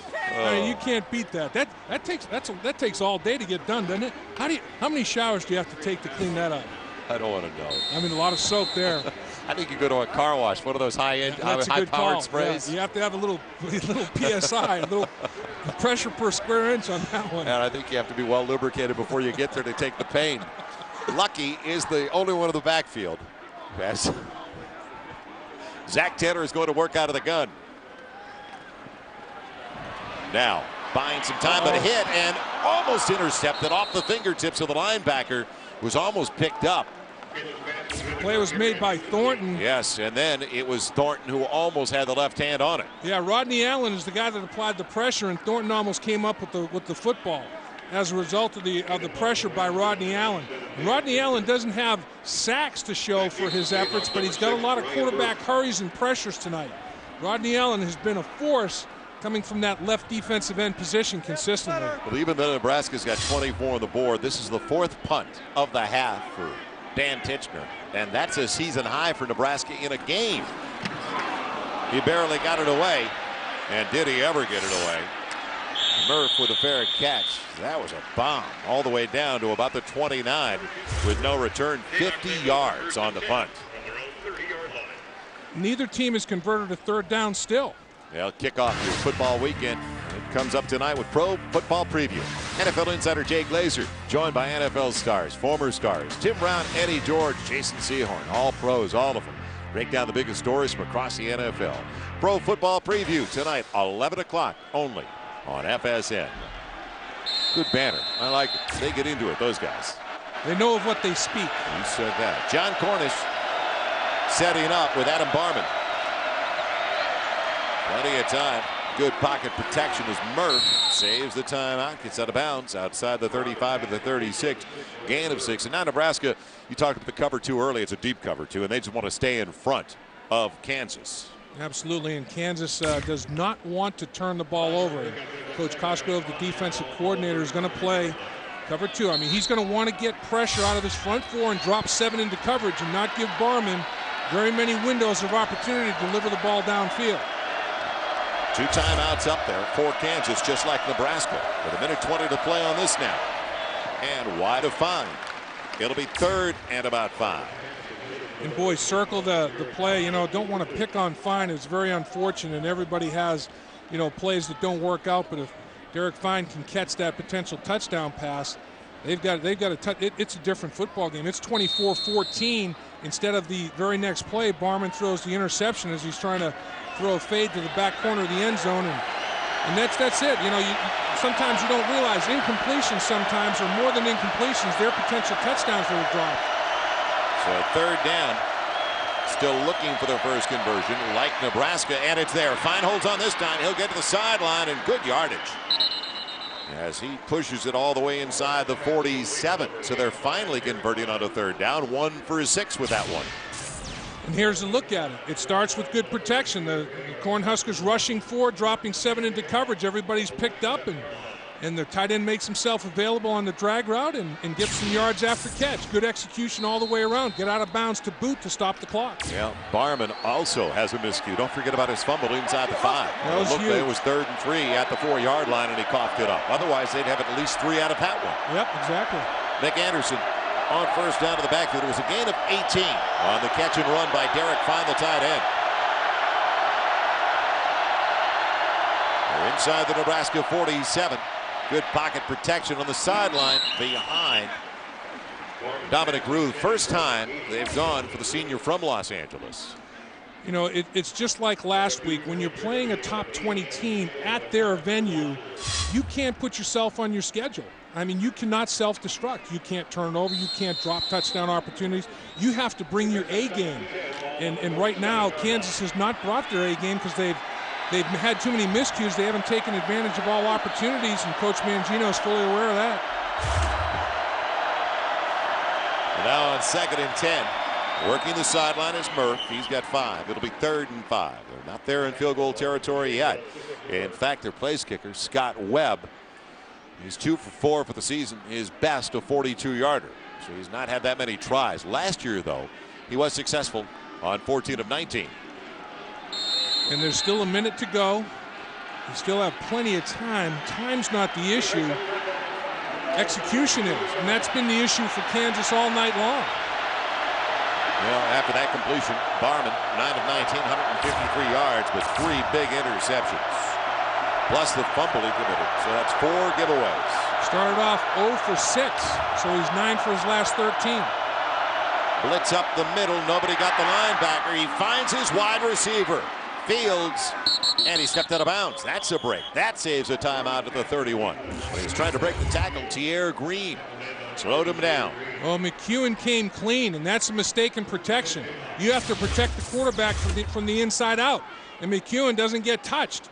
And that's the straightest, the quickest spot to the quarterback is a straight line. You have to block down and let the outside rush guys go free, but that's a nice job by Barman. That's the hottest of hot reads. You got to get rid of the ball now, and he did for positive yards for the big fella Fields. Can they get points before they go to the locker room? Pocket holding up well. Barman on the deep crossing pattern, wide of Fields. Fields from one side to the other, but it was late on the throw. Now, I do like the competitive spirit of Barman. I mean, he showed some resiliency. I mean, he faced adversity. You kidding me? His first 6 passes, he had 2 interceptions. One of them was a short field. You know, back to the 6-yard line, and Nebraska scores on a play. And he just kept his nose to the grindstone, kept sawing wood, and tell you what, he's a very, very tough competitor. Well, there's the injured Kerry Meyer, the redshirt freshman out of Pittsburgh, Kansas. Second consecutive start for the senior, Adam Barman. It'll be 2nd and 10. Here comes the blitz. Backing off now. Probably rush 4. That's what they do with a twist up front. And over the middle, it's available. And another first down. It's taken in by Fields again. The big target inside the 15. He pulled it off in front of the safety, T.R. Green, and we will get a timeout with 40 seconds to play and 1 still on the board for Kansas. I'll tell you, Barman is going to a very fertile Fields right now. I mean, that's his favorite target, and he's hitting him time and time again. And he does present himself as a very big target. And those double eights are very, very huge. He comes across the middle of the football field and works himself in front of the safety, Green, that time. Got position and made a great catch. Well, last year it was in Lawrence, Kansas, as Nebraska and Kansas met for the 100th consecutive time. Huskers went in a 36-game winning streak over the Jayhawks. The Jayhawks, 428 yards of total offense. Jason Swanson connecting with Mark Simmons a couple of times. And the young man we're watching tonight who's been very effective, John Cornish. He had 101 yards on the ground. 40 points scored, the most ever for Kansas against Nebraska. Beating them for the first time since 1968. They come in tonight trying to beat them for the first time ever in back-to-back games since the 67 and 68 seasons. And they've lost 18 straight here at Memorial Stadium, and Cornish almost got 100 yards rushing already, 94. Now that 72-yard touchdown run that we saw came when Kansas only had a 2-point lead, and Cornish got the game back in control for Kansas. It was a very, very critical big play by Cornish last year. Trips on the wide side of the field for Barman. Little slip screen, and it was thrown. It's picked up by McEwen going the other way. Forward and I pass. thought it was a forward pass all the way, and it will be brought back. It's an incomplete forward pass. It'll be 3rd and 10, make it 2nd and 10 coming up for the Jayhawks with 34 seconds to play. McEwen, you gotta follow through though. You gotta make a play on it. You gotta make sure. Let's see, is the ball? It's a forward pass by about a half a yard. McEwen, no, that's heads up. Pick it up and run. I love this crowd, though. This crowd is so into it. What a great reaction to the background when they showed it on their big screen here in Lincoln. And Coach Callahan, I don't know if he's going to challenge it or not. I think he's talking about challenging it on the sideline, the fact that it was a forward pass or not. Save it. He had it. He's bringing the official over, the referee, to talk about it. And he's saying, was that forward or not? Coach gets only 1 challenge a game. And you have to have timeouts, which he does. You have to have timeouts to utilize, and he's got 2 of them. Well, he's talking it over. 3rd year here at Lincoln for Bill Callahan, and it's starting to take shape. And he's saying, look where the ball is, not where the quarterback's body was. Look where the football was thrown from. It looked up here, and we have a pretty good angle, about 18 stories up. It looked like it was certainly a forward pass. Well, let's see the yard line the ball's released from. The ball is released from this yard line right here, from the whatever it is. The 16-yard line, and okay, is it caught at the? It's pretty darn close, Joel. I mean, he's going vertical at the 17-yard line. I think there's a case for that being a backward pass.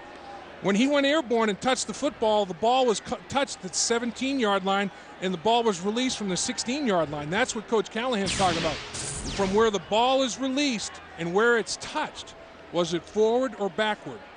And it's being, I wonder if it's being looked at up top. Every play is looked at. The ruling on the field is an incomplete forward pass. That is not reviewable. It's not reviewable anyway. Greg Burks, emphatic, and a good official in the Big 12. Well, by rule, it's not reviewable. So there's, good call or not, good call, bad call, it can't be reviewed. The fact is, I think Coach Callahan had a pretty good argument. The ball was released from inside the 17-yard line. It was touched behind the 17-yard line. Well, what you want to do is really get this crowd back into the game, don't you? Well, I mean, the rules are rules. So now it's going to be 2nd and 10. It's at the Nebraska 13-yard line.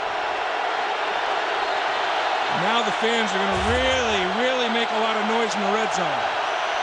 The Jayhawks have picked it up considerably offensively, but they're their own worst enemy now with the turnovers.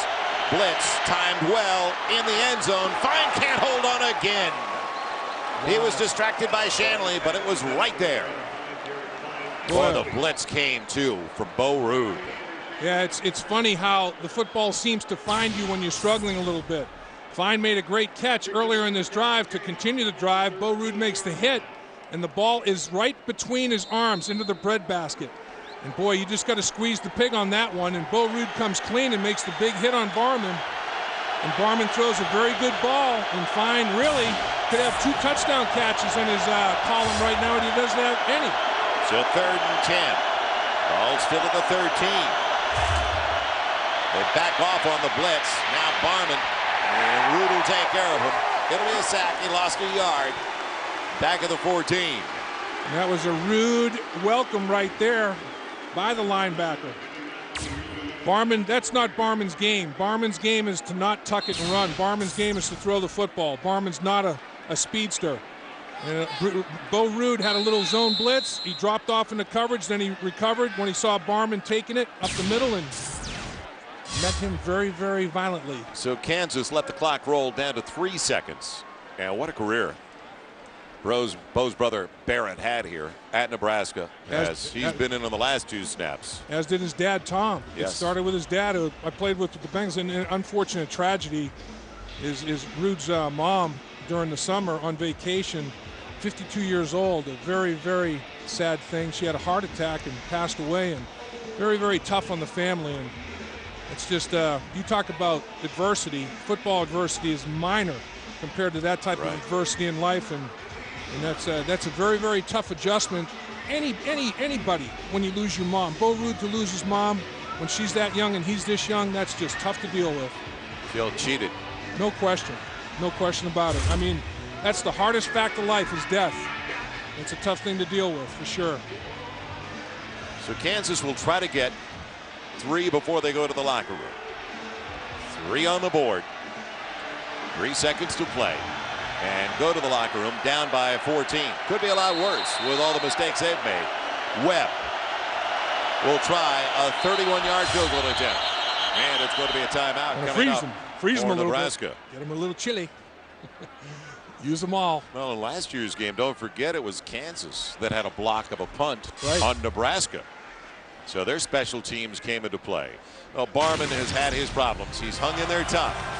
He has, but this interception was a tough one, and then from his own end zone just kind of throws it up for grabs, and Shanley comes up with the first 2 interceptions, and that was at the 6-yard line. Here he is trying to run the option. McEwen strips him of the football, and Tyree Green falls on top of it. So 3 turnovers right there from Adam Barman, and there's been 4 in the game. He's got 3 interceptions in the fumble. He's saddled with 4 turnovers right there. But as we mentioned, he's also had 2 touchdowns dropped. He has, and he's led them, on a touchdown drive. He has showed resiliency, toughness. He's unflappable. He's shown a lot of poise, and he's shown Kerry Meyer he's got a beaten up left hand.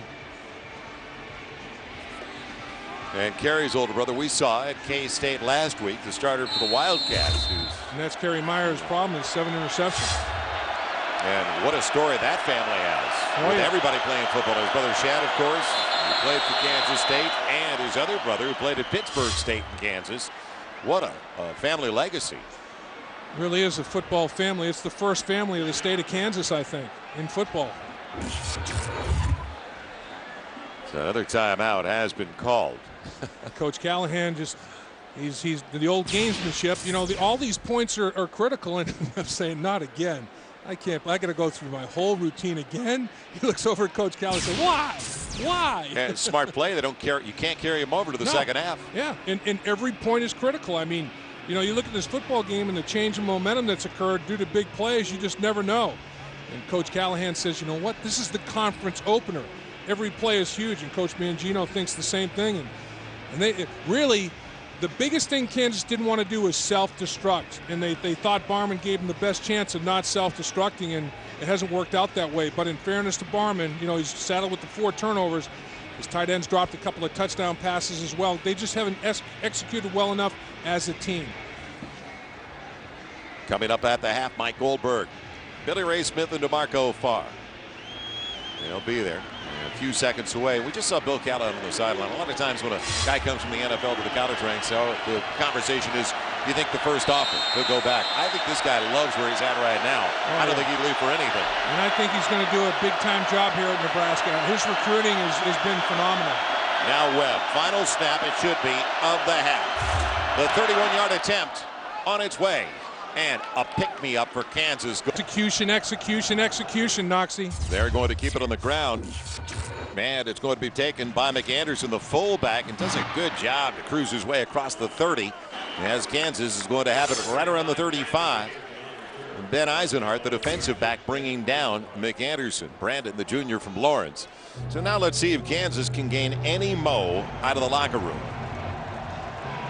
They got it right before they went to the halftime break. They got 3 points from Scott Webb on a 31-yard field goal. But this is stranger than fiction. I mean, it's not quite Ripley's, believe it or not, but a little bit of everything. Well, they had more first downs in Nebraska, more yards rushing than Nebraska, but they're down 14 points because of the turnovers. Cornish. He was close to 100 yards, had 94 in the first half to make it 97 now, second in the Big 12 with 109 yards a game coming in. But he was underutilized in the second quarter. Pryor put him down. He's legit now. This kid is a very, very talented football player, and his eyes are as good as any running backs that I've seen. I mean, he can really look for those cutback lanes and take advantage of them every time. And if the cutback lane's not there, it's not there at the point of attack, he'll bounce it. He'll bounce to the outside, and he's got the speed and quickness to do it all. Well, the second half has been dominated, but don't forget that's a non-conference schedule for the Huskers. Now it's Big 12 opposition. Cornish on the delay and making the most of it and doing almost all of it on his own. Designed again to go one way, cut it back the other way, and got it up near the 42-yard line. It'll be 3rd and 3. Anthony Collins slow to get up, and a lot of times linemen get hurt by that very type of play. He's doing a good job of sustaining a block down the field, and they run up the back of his legs. And you're unknowingly, you get yourself in a tough spot.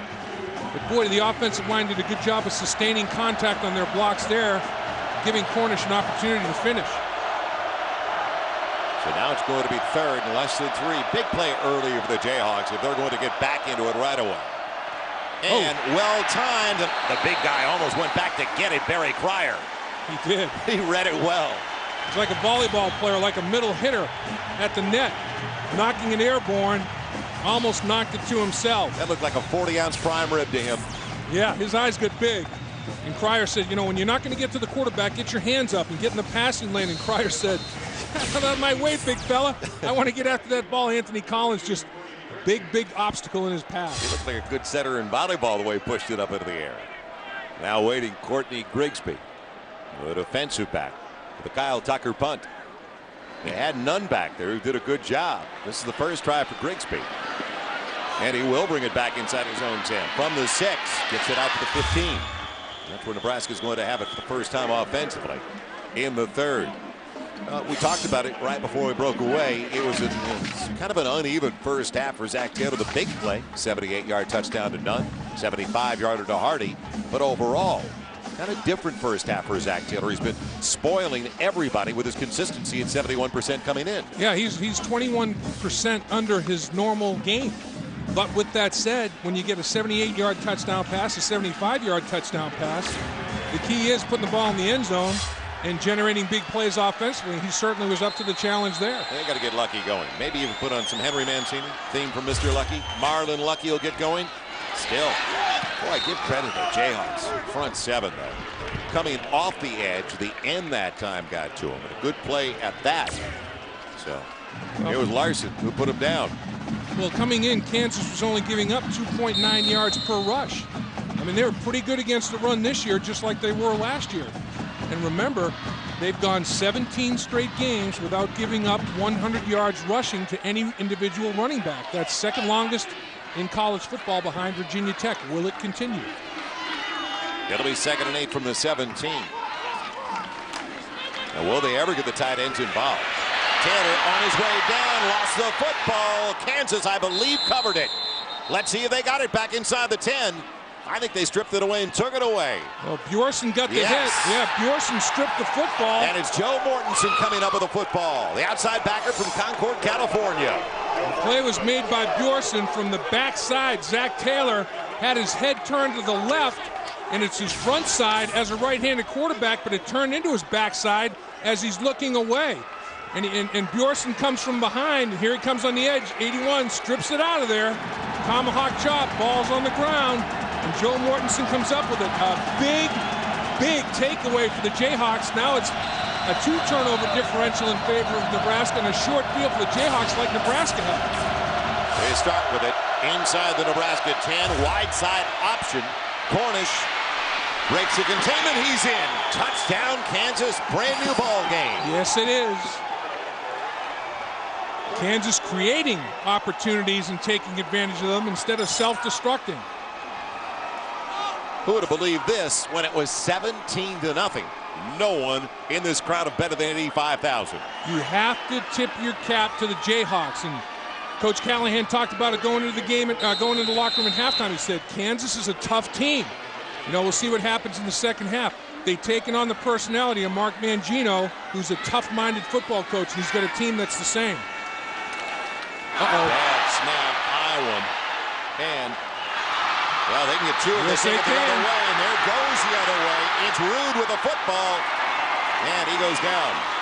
So Bo Rude almost got two going the other way after the highest snap got away from the holder, Jonathan Lamb, the wide receiver. And Brandon McAnderson made the two-point conversion saving tackle. And boy, if Rude had the presence of mind to lateral it, he had a teammate there. Here's the option. Down the line comes Barman. How do you let Cornish go on the pitch like that, untouched inside the pylon? Amazing.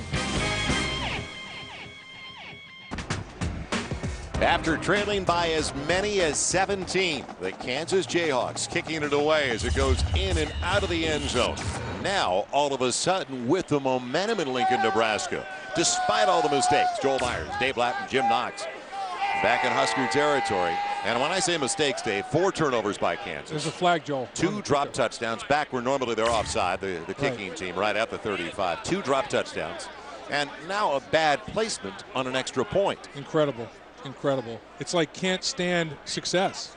You know, as soon as you start crawling back into it, make another mistake to make it more difficult to continue the momentum to crawl back into it. Take 2 steps forward, 1 step back. Yeah, they should make them re-kick and make them run again because they could do better than the 20. Offside on the kicking team. 5-yard penalty, re-kick.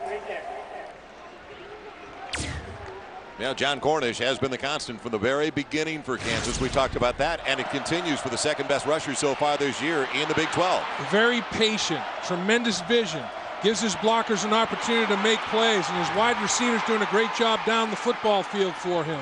He's got a little stop-and-go move that's outstanding. And how do you lose track of John Cornish in the option on the perimeter? You have to have somebody to take the pitch, man, and Stuart Bradley and if he was the guy that was supposed to be there, he didn't get there. Boy, he's right at his average, and we still have 3.5 quarters plus to play in this game. Line drive, and it got away from Hill, and he's on the goal line. Look out!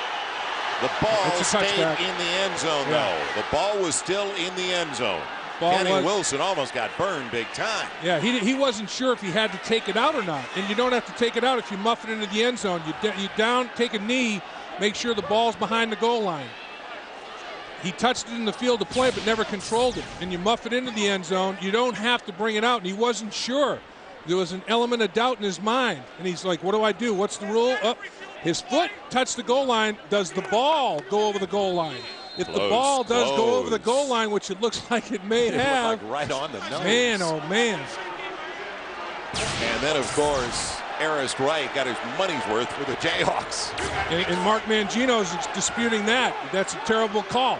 It's kind of like the backward pass that Bill Callahan was disputing. Lucky trying to bolt, gets 5, and that's one of his better runs of the night. He's not been able to get off. In fact, before that, 6 carries for only 12 yards. So Kansas, despite losing 8 starters out of their 11 defensively, still doing the job up front. Unfortunately, Eric Washington, their best tackler last week in a win over South Florida, is down right now. Yeah, he took a shot. And remember, the foot can cross the goal line, the ball cannot. And there was an official right there looking down the goal line. You'd have to think that he had the best angle on it. We're looking at it from, you know, a slash angle, so sometimes the depth perception's distorted there. You got to give the benefit to the official, who is literally an arm's length away from being able to make that call, and he was looking right down the goal line on it. Well, the senior from Detroit, unfortunately, is still down, and we saw Eric Washington earlier in the game take his shot. That time he bounced back up. And you just hate to see these kind of things where you don't have a whole lot of movement going on, and you wish you could see some movement. And boy, that just right in the top of the head. You got to get your head up, and he hit on the top of his head. You have to lift your head up, hit with your face mask, not the top of your head, because that's when you get all the compression that goes on, and that's when problems can occur. And you just hate to see guys lying on the field like that. Mark Mangino realizes the potential severity of something like this. When you hit on the top of your head instead of the crown of your forehead, you put yourself in a tough spot, and you get your neck shortened. And right there on the top of the head, just did not quite get his head up, and you can see he's kind of limp as he goes to the ground. You hate to see that. Right away, look at how his arms just kind of like, go limp to the, oh my gosh, you hate to see that. And I just hope that everything's okay on that football field right now. We'll come right back. Our prayers right now with number 33 down in the field, Eric Washington.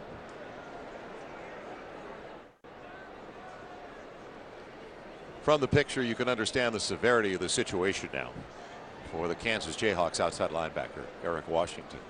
Well, Joel, what they're going to do is they will probably tape his helmet. They will not take any chances. They will immobilize him and basically tape him to the board and take him off on a stretcher. And you don't want to move the person that may have sustained an injury, because you can, if there is an injury, you can do further damage. So it's just a matter of immobilizing and taking him off the field. Mark Mangino's face kind of tells it all. It is without a tough. doubt. It's tough. Yeah, the most helpless feeling we all have whenever we watch college football. And even rolling him over can be a dubious thing, and you have to err on the side of caution, big time caution. You have to do everything you possibly can to make sure that Eric Washington stays as immobilized and as motionless as possible. This is extremely unfortunate. And then what has to happen is, the players on both teams are praying right now as a group. They're going to have to line right up and get after it again. And I've been on the field when these kind of things take place, and the thoughts that are going through your head are just diametrically opposed, and you have to clear your head of things that you're thinking right now and get out there and play the sport again at an up tempo, and be physical again. And sometimes, boy, you have to have amnesia. That's a good point, though. Here you are, you're saying prayers right now for Eric Washington. Yeah. And then all of a sudden, your mindset has to be the opposite again. Absolutely. You have to go from north to south pole basically in your mental approach. And this is a player's worst fear. The worst fear of any player that plays football is potential neck or back injury. And hopefully that's not the case for Eric Washington. And as you look at everybody's expressions on the football field, coaches, players alike, it's something you hate to have to see. As you mentioned, though, you don't care how long it takes. Right. You want to make sure that he safety. is totally Right. immobilized. Yep. And when you look at this game, the size and speed on these artificial surfaces, the amount of impact that's generated when contact is made, it's every snap you're rolling the dice that something like this doesn't occur. And you want to just make sure that you try to keep your technique as good as you possibly can every snap. We'll come right back to Lincoln, Nebraska.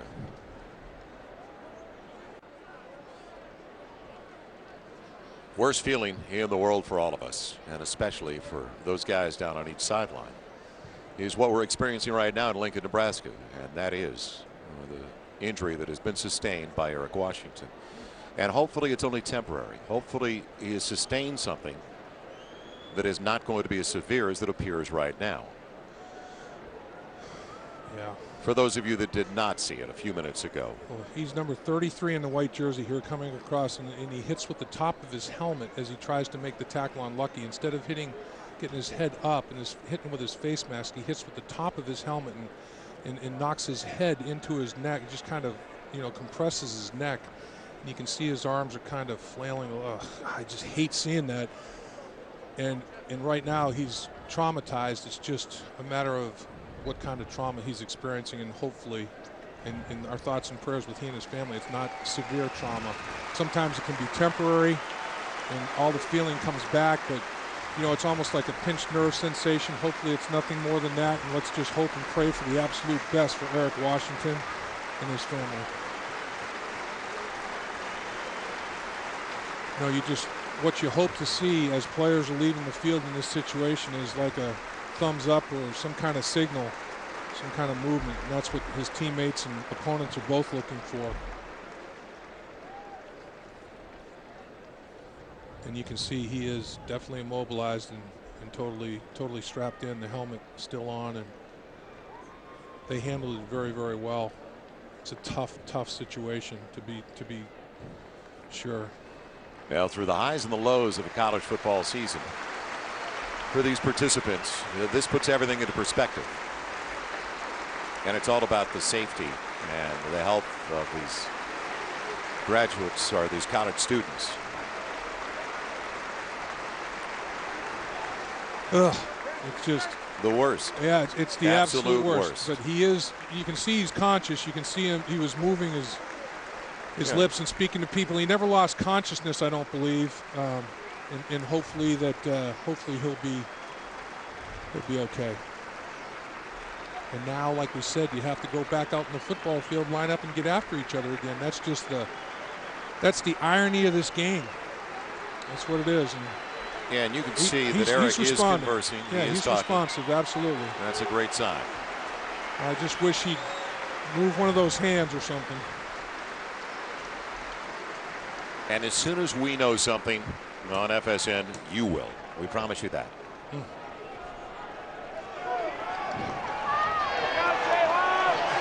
As you said, now we have to go back to the order of business. Yep. So while you've still got that lump, your heart's in your throat. Now it's back to business, and it's a 2nd and 5 for Nebraska, their own 25. Lucky, he's got about 4 up to the 29. I think it's going to take a while for this entire 85,000 to get back into the flow of things. Oh, no question about it. And this is an area that Nebraska struggled in the first half. His 3rd down, Joel. They were 0 for 5 in the first half. This is a 3rd and 1. This is a 3rd and makeable that you have to figure out a way to get done if you want to expand on an 8-point lead. It's a 1-score game now. This is a football game for sure. Man, they were 4th in the nation on 3rd downs, coming in at 57%. Big hole. And making his way, Cody Glenn. He's her power back out of the I back. He's 6 even, 235 pounds, so he is a bull. Well, you have multiple tight ends for Nebraska in this formation. And watch the big boys here on the edge get it done. Nice block, nice lead block by the fullback, and then break a tackle, extra yards. Boy, everything was done well right there, and just a tremendous lead block by Dane Todd, who's a 4.0 student, and one heck of a fullback as well right there. 2-time first-team academic all Big 12. That's Glenn again, who's slicing his way for about another 4 up to the 44. This drive started at the Nebraska 20, and they're lucky it started at the 20. It almost was a safety, as Kenny Wilson was right on the line. Yes, he was. Indecision about coming out. First down marker, all brought to you by Overstock.com with live customer service and an online best price guarantee. Shopping online has never been easier. Overstock.com.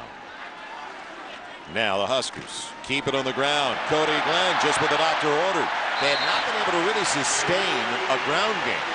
They were throwing the football for most of their yards, Dave, in the first half. And now Glenn picked me up off the bench, the sophomore from Rusk, Texas. And one clarification on the rule coming out of the end zone. Going in to score, you just have to break the very front of the plane of the goal line. Bringing the ball out on a return, you have to get it entirely out of the end zone. That's why the call was made for a touchback. And here's good blocking up front once again. And you have a running back, Cody Glenn, that's got confidence. And it continues. He's close to a first down. He's shy of having a yard, a little more than a yard. So it's going to be 3rd and short as he's brought down by Joe Mortensen. Well, what Bill Callahan's saying is this is a wild and woolly game right now. Let's go back to the ground. We can run the ball. We can throw the ball. Let's run the ball and get our feet back on the ground and knock a little bit of the confidence and momentum out of Kansas that they've generated. Take some time off the clock and get a 2-score lead in this game and reestablish ourselves. 4 tight ends on the field. Phillips slides, and it'll be Glenn As he lost it on his way down, Kansas gets the football. Kansas has it at their own 39. Wow. Talib is at the bottom of the pile, I believe, and it will be. Talib recovered at the cornerback.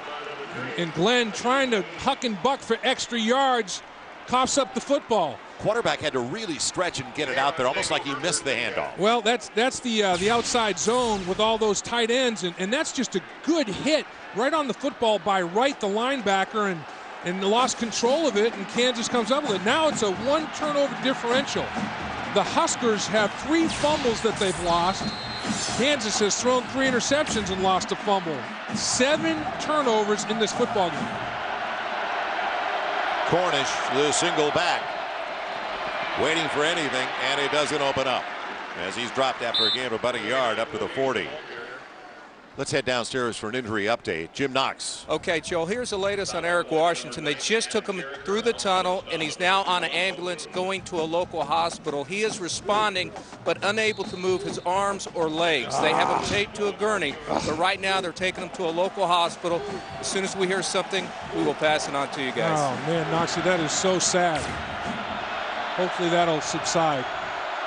As we said, hopefully it's temporary. Flags on the play. It looked like the left side of the offensive line started to come up. Cesar Rodriguez. Let's see.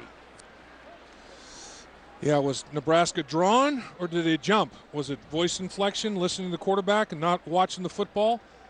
Or did somebody bring him into that neutral zone?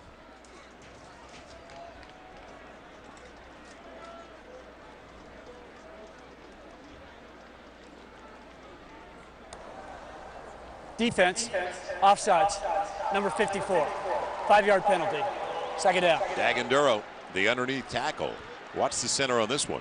Well, you know, he's the defensive tackle, and the center is looking at the quarterback in the shotgun. He's locating the quarterback, then he's going to bring his head up so he can see where the lineman is to snap the football. That happens every snap. Daganduro's the only one that didn't move. Everybody else jumped. I don't know why they nailed him. So now it's going to be 2nd and 4. Barman out of the gun on a shovel, and it's incomplete. It's a pass because it's a shovel pitch to Cornish. And he couldn't get out of the backfield to even get close to it. They tied him up. It's almost like when the tight end blocks down, Dave, and tries to escape. Yeah. Well, this is, you know, it's almost like I don't want to capture momentum of the game. You take it. I mean, it's like a hot potato. Nobody wants to take control of the football game and maintain it. It's like back and forth we go, and it's not necessarily by positive, it's by negative. It's by missed opportunities and turnovers. Yeah, 4 turnovers for Kansas, 3 now for Nebraska. A little twist up front. Barman needs 4. He's got it. Fields, his top receiver, as he caught it just across the midfield stripe. He had 4 for 74 in the first half. Not a big gain, but enough for the first down. This ball was in the air for a long time because he threw from the left hash mark to the right sideline. And it's like a 4-man rush, and that ball is up there, up there, up there. And I think all you have to do is have 1 foot in bounds with possession, and he's got it. Left foot in bounds with possession, steps out with the right. That's a catch in college football. So what you're saying is that pass was a real bullet. Almost end over end. Nebraska couldn't close on it, though. Cornish bending it to the boundary. Gets a kick-out block for the wide receiver. And he's got a first down to the 35. What a block by Fields. Good play outside. 14 on the game. I'll tell you, the wide receivers in this football game, Joel, for both teams have done a tremendous job on the perimeter of enabling plays to become bigger plays. And Cornish has got deceptive speed. I mean, he runs in the 4.4s, and he's got, you know, he'll thump you when he needs to. This guy is a very, very talented running back. And the thing I like about him, you saw it on that play, is very calm, patient, eyes down the football field. He's never in a hurry. He lets it all develop. Started at the Jayhawks 39. They've got it at the Huskers 34. Long count this time by Barman. Buying time on the play fake. And to the boundary. Wow. What a grab. What a catch by Fields. Complete for the first down to the 16. Spectacular. There were 2 Nebraska defenders in the area. Grigsby and also Green that could have made a play on the ball, and neither one made a play on the ball. They're both there. I thought, why is he throwing into double coverage? And neither player makes an attempt on the football, and it ends up being a great catch by Fields. There were 2 not just corner and safety that were there. It was a perfect call, but neither the defensive back reacted or found the football. Yeah, and then Fields looked like a contortionist on the sideline. Gumby. Now, wide side option. Cornish stops on a dime, otherwise he loses 5 because they had it, and Stuart Bradley in particular turned it in. They cleaned up. McEwen came over. Still a loss of about a yard or 2. Well, here's the most important penetration of the red zone of the game for Kansas, because they had 4 in the first half and they turned it over twice. They threw a fade in the end zone that was intercepted, and then Barman ran the option and fumbled the football.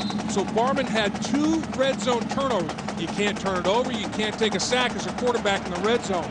Huge red zone opportunity here. Got to get points out of it. Cannot turn it over. It'll be second and about 12. Pocket holding up for Barman. He's got plenty of time. And, well, Lamb turns in. He goes out. Backer on that side, strong side backer, found himself covering the wide receiver. That was Bradley. Yeah, Bradley. And I think Barman just threw that one away. He said, I'm not turning it over again in the red zone. I'm not taking a sack. I'm going to throw it to my girlfriend over there in the cheerleading squad. A little gun shy? I think, it's like, I'm going to make sure that this thing is not a turnover. I'm going to live for third down. There's nothing for me on second down. Throw it away. And he did. So a huge third down. And don't forget, there wasn't a clean exchange on the last placement, the extra point for Kansas. So they've got to go for a field goal. 3rd and a dozen. And a timeout was called. Timeout. McAnderson very alertly, the fullback, in case they didn't get it, fell on it. How bizarre has this game been? It's been crazy. It's not Halloween yet, is it? I mean, a roller coaster extraordinaire. It's like the biggest roller coaster in the country is right here tonight. And this is kind of like the summation. Call timeout, snap it anyway. What the heck?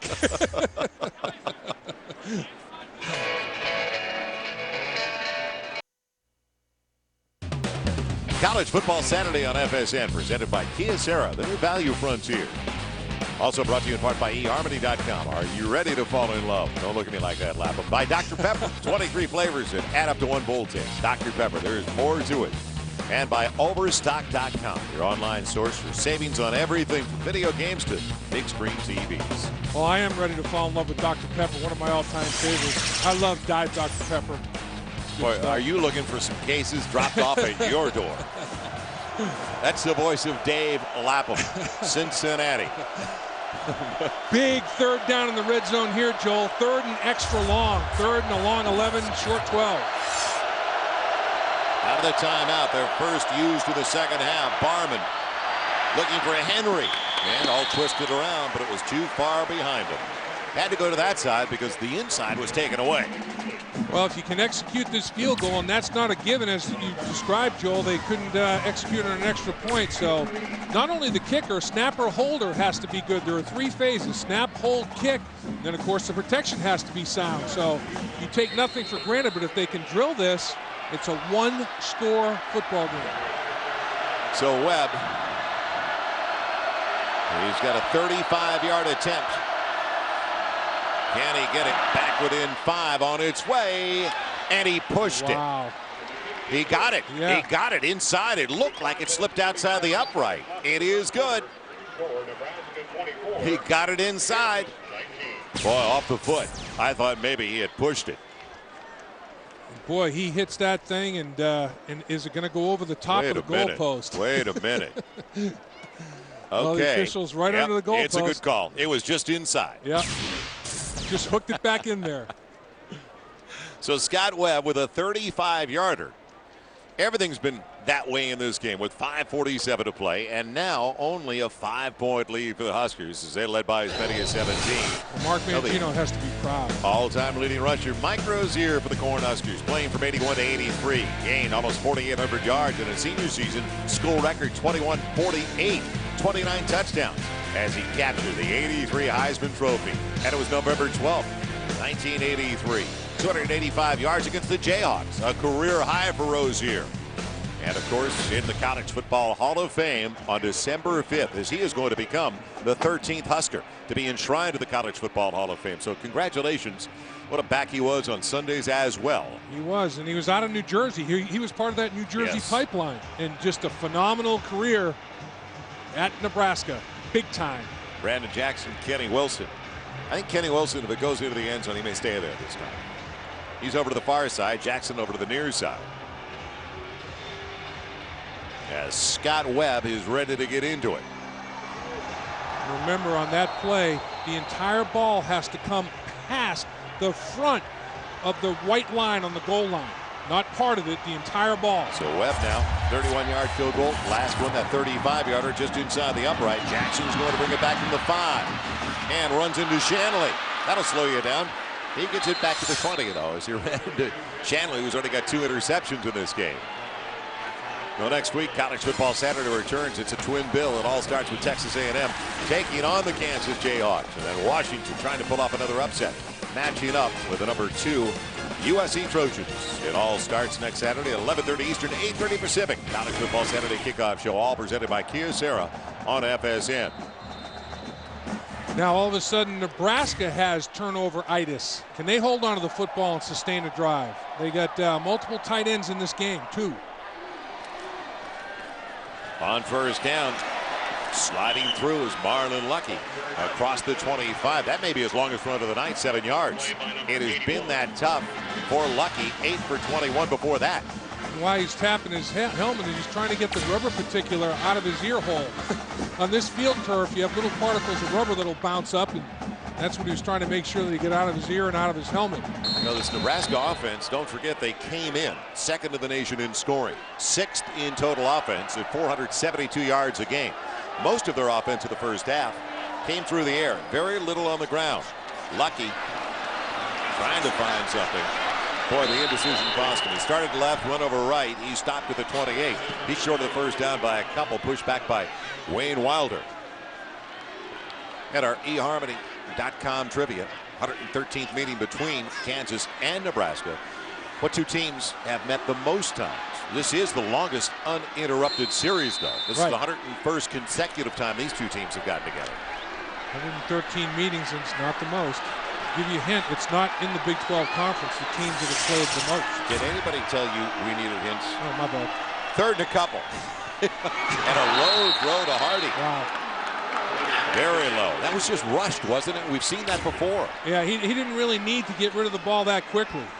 And just for whatever reason, the passing game not in tremendous sync tonight. Like we said, coming into the game, Zach Taylor had been completing almost 71% of his passes. The first half it was 50%. And now Kansas 1, 2, 3 and out. They get the football back with decent field position, down by 5. You're looking at the Big 12's punt return leader. He averages better than 20 per return. That's Brian Murph. Waiting for the Titchener punt. The wobbler is going to be taken by Murph with a fair catch back at the 25. So Kansas, with momentum, now looks for their first lead of the game. Who would have believed we'd even say that? It's down 17-0. It shows you the resiliency and toughness of this football team. And the answer on this one is the Big Ten. I think it's Minnesota, Wisconsin. You think? 115 times, isn't it? Yeah. 115. And then number 2 is Kansas, Missouri at 114 times. So Kansas involved in 2 of the top 3 number of times played in Division 1A history. Yeah, and Mizzou would like to forget about the last 3. Yeah, exactly. John Cornish is the single. It's at the 25 in a hard-to-believe turn of events. And look, spreading Nebraska out. 2 receivers on each side of the formation. Spread them out. Short side Cornish and Bradley from behind. What a job of the strong side backer out of Salt Lake City. Time for a Dr. Pepper game break. Let's head to the studio now. Mike Goldberg, what's the latest, Mike? Hey, Joel, number 1 Ohio State at number 13 Iowa. Troy Smith, 2nd and goal. Corner of the end zone, Roy Hall, his 2nd touchdown pass of the night. The Buckeyes lead the Hawkeyes 21-10 at the half. Thanks, Mike. Dave, too deep. Ohio State overall. They're a heck of a football team. A lot of depth, a lot of talent, Joel. No question. They've recruited well up in Columbus, Ohio. It is now 2nd and 11. Barman on the slant, finds Lamb on a little turn-in route, breaks a tackle, big yardage, and he's pulled down from behind by Shanley, who saves the score. He's down to the 36. Yards after catch, Joel. And what a tight spin move Lamb had.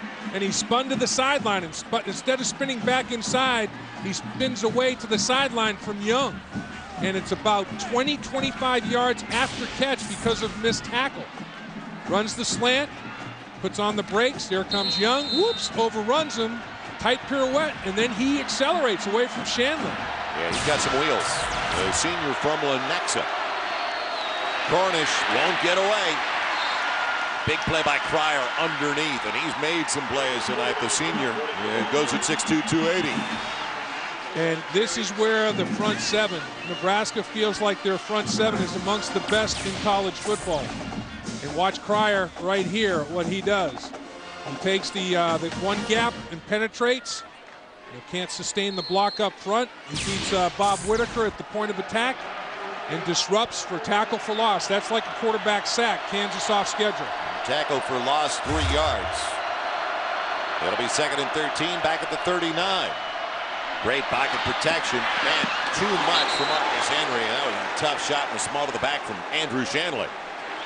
Yeah, when you give yourself up, when you go vertical like Henry did, you're vulnerable. And Shanley said, I'm going to make sure I deposit him, so next time he jumps, he's going to think about number 8 in the red jersey doing it to him again. With the way the game started for that young man, Adam Barman, who would have believed at this point he would be outpassing Zach Taylor, who is 3rd in the nation in passing efficiency by 2 yards. 247 over 245, especially when you consider that Taylor's got touchdown tosses of 78 and 75 yards. I admire his mental ability to rebound and have amnesia when necessary.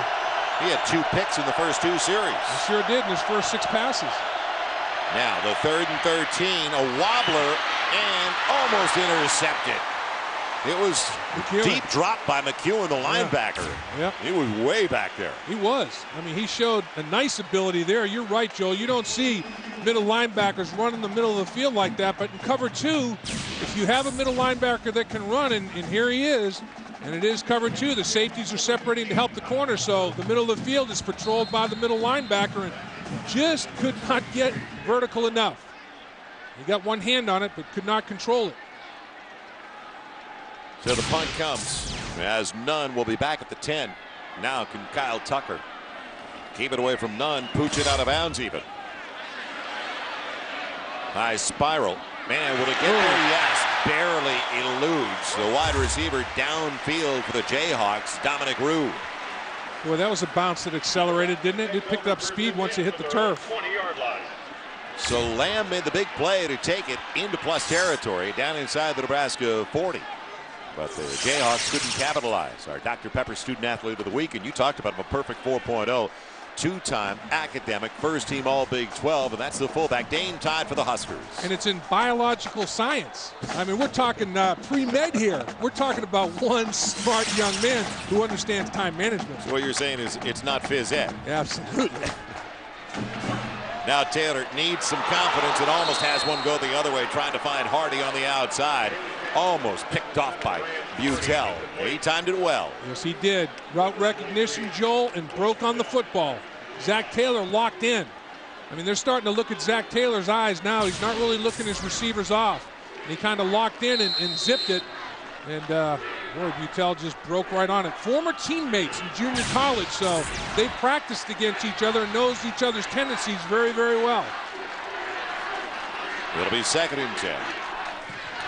Blitz off the edge is picked up. Now Taylor, middle of the field. Hardy has it poked away. Well timed. Justin Thornton, the free safety, saved a touchdown. Yes, he did. Just could not quite thread the needle. Oh, man. Did he close on the football? We've seen 2 defensive backs on back-to-back plays with recoverability speed. Zach Taylor buys a little time by sidestepping. You see Thornton just zeroing in on that football. And Thornton knows that he made a big play right there, because if he missed that football, it was a big play the other way. Field position has certainly changed in the second half, hasn't it? Yes, it has. Now pressure comes. Taylor, well timed. He's got Purified.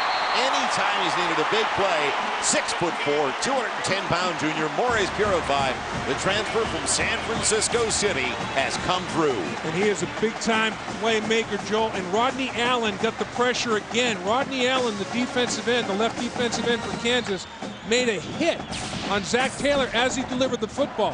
And here he comes. And Taylor just shows tremendous courage. And he's just so smart in the pocket. He's unfazed, unflappable with pressure. Huge first down conversion on the game. Taylor again with heat, and too tall that time for Purify. But it was right in the grill of Zach Taylor. Yeah, Rivera, the middle linebacker, Joel, came head-to-head with him. And Zach Taylor made a good throw. I mean, here comes the blitz. Here comes Rivera. Woof! That's a shot. I mean, and you're exposed right there. You know, when you're in your throwing motion, that's exactly the aiming point. Yeah, he got him in the socket, didn't he? Yeah, and Rivera said, I'm going to put a bullseye right there. And this guy's NFL caliber, 6'3", 250. Very, very fine football player. Tied for the team lead in tackles coming in. He's only a sophomore. Shawnee Mission. Moving the pocket by design. Taylor. He'll throw it over the head on that side of Terrence Nunn. So another key third down coming up. It's 3rd and long, Joel. It's 3rd and 10. That favors the defense. When it's 3rd and 10, you figure defensively you got to get off the field. And by design, as you mentioned, Joel, they changed the launch point. That's where they've made their big plays, 78 and 75-yard touchdown passes with that exact same movement of the quarterback. The Nebraska offense, only 3 first downs so far. In the first almost 14 minutes of the third. Not exactly Nebraska-like offense at home. Looking at a 3rd and long so far on 3rd downs, just 2 for 8 for the 4th best in the nation. Taylor, heat again in his grill, and just out of the reach of Peterson. Peterson caught a touchdown early in the game on a nice scramble by Taylor. Rivera was in his face again, and if Rivera hadn't hurried the throw by Zach Taylor, it was available. But the coverage was a little loose down the field, but the pressure was so good. And Rivera a couple of times. Bill Young's got something going on now. Watch Rivera come from that linebacker position, and he can run. He outran Zach Taylor to the intersect point, put a hit on him and hurried his throw. 38-yard average so far for Titchener as he gets ready for his 6th punt of the game. Lamb with that big grab on the last possession. Waits back at the 15. Good hang time. It'll be a fair catch, and Lamb grabs it back at the Kansas 10. Their worst field position to start a drive in the second half, because I was just mentioning field position has really shifted towards Kansas. Now let's see how they handle it. This kind of adversity deep in their own territory, but they're only down by 5. Well, in Mark Mangino, I'm sure before the start of the football game, if you said, look, you might be going into the 4th quarter with the football down by 5 points, how would you feel? I think you'd feel okay. Let's start the game now. And particularly when he fell behind 14-0 in the first 5 minutes of the football game. His football team is a no-quit mentality, just like Mark Mangino. 23 seconds left for the first 15. They were down 17-0. Cornish can't hear the play call. Barman checked at the line. Barman cuts it back against the grain. Good yardage on first down, gets 5 up to the 15. The cutback has been working for John Cornish. Sure has. And really what has to happen is your offensive line has to sustain blocks, because you never know where Cornish is going to take it. So you may have a key block even if the play is designed to go off left tackle. If you're the center or right guard, you might have the block that springs Cornish, or he may cut it back all the way against the grain.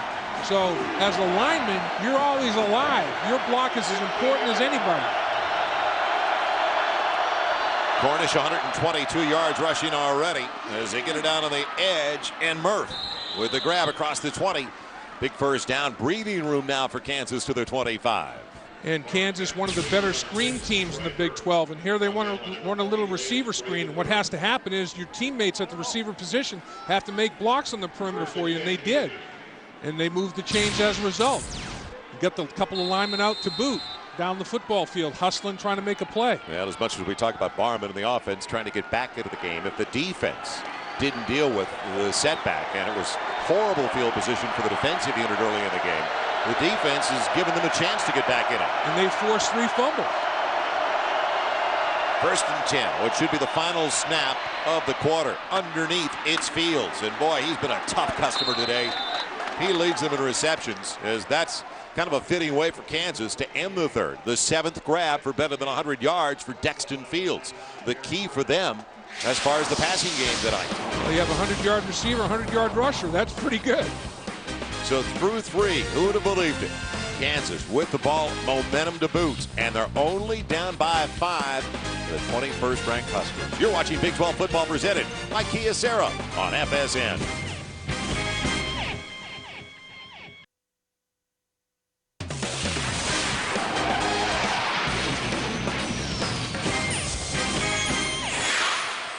Welcome back to Memorial Stadium, Lincoln, Nebraska. We start the final 15 minutes of regulation. Big 12 opener for the Jayhawks and the Cornhuskers. Barman going for the bundle, looking for a Henry, and it's just over his shoulder. Well, you know, Barman, people have criticized his ability to throw the ball deep. He's shown tonight that he can get it a little deep. I mean, he's made some big plays down the football field, not just the dink and dunk, the short intermediate stuff.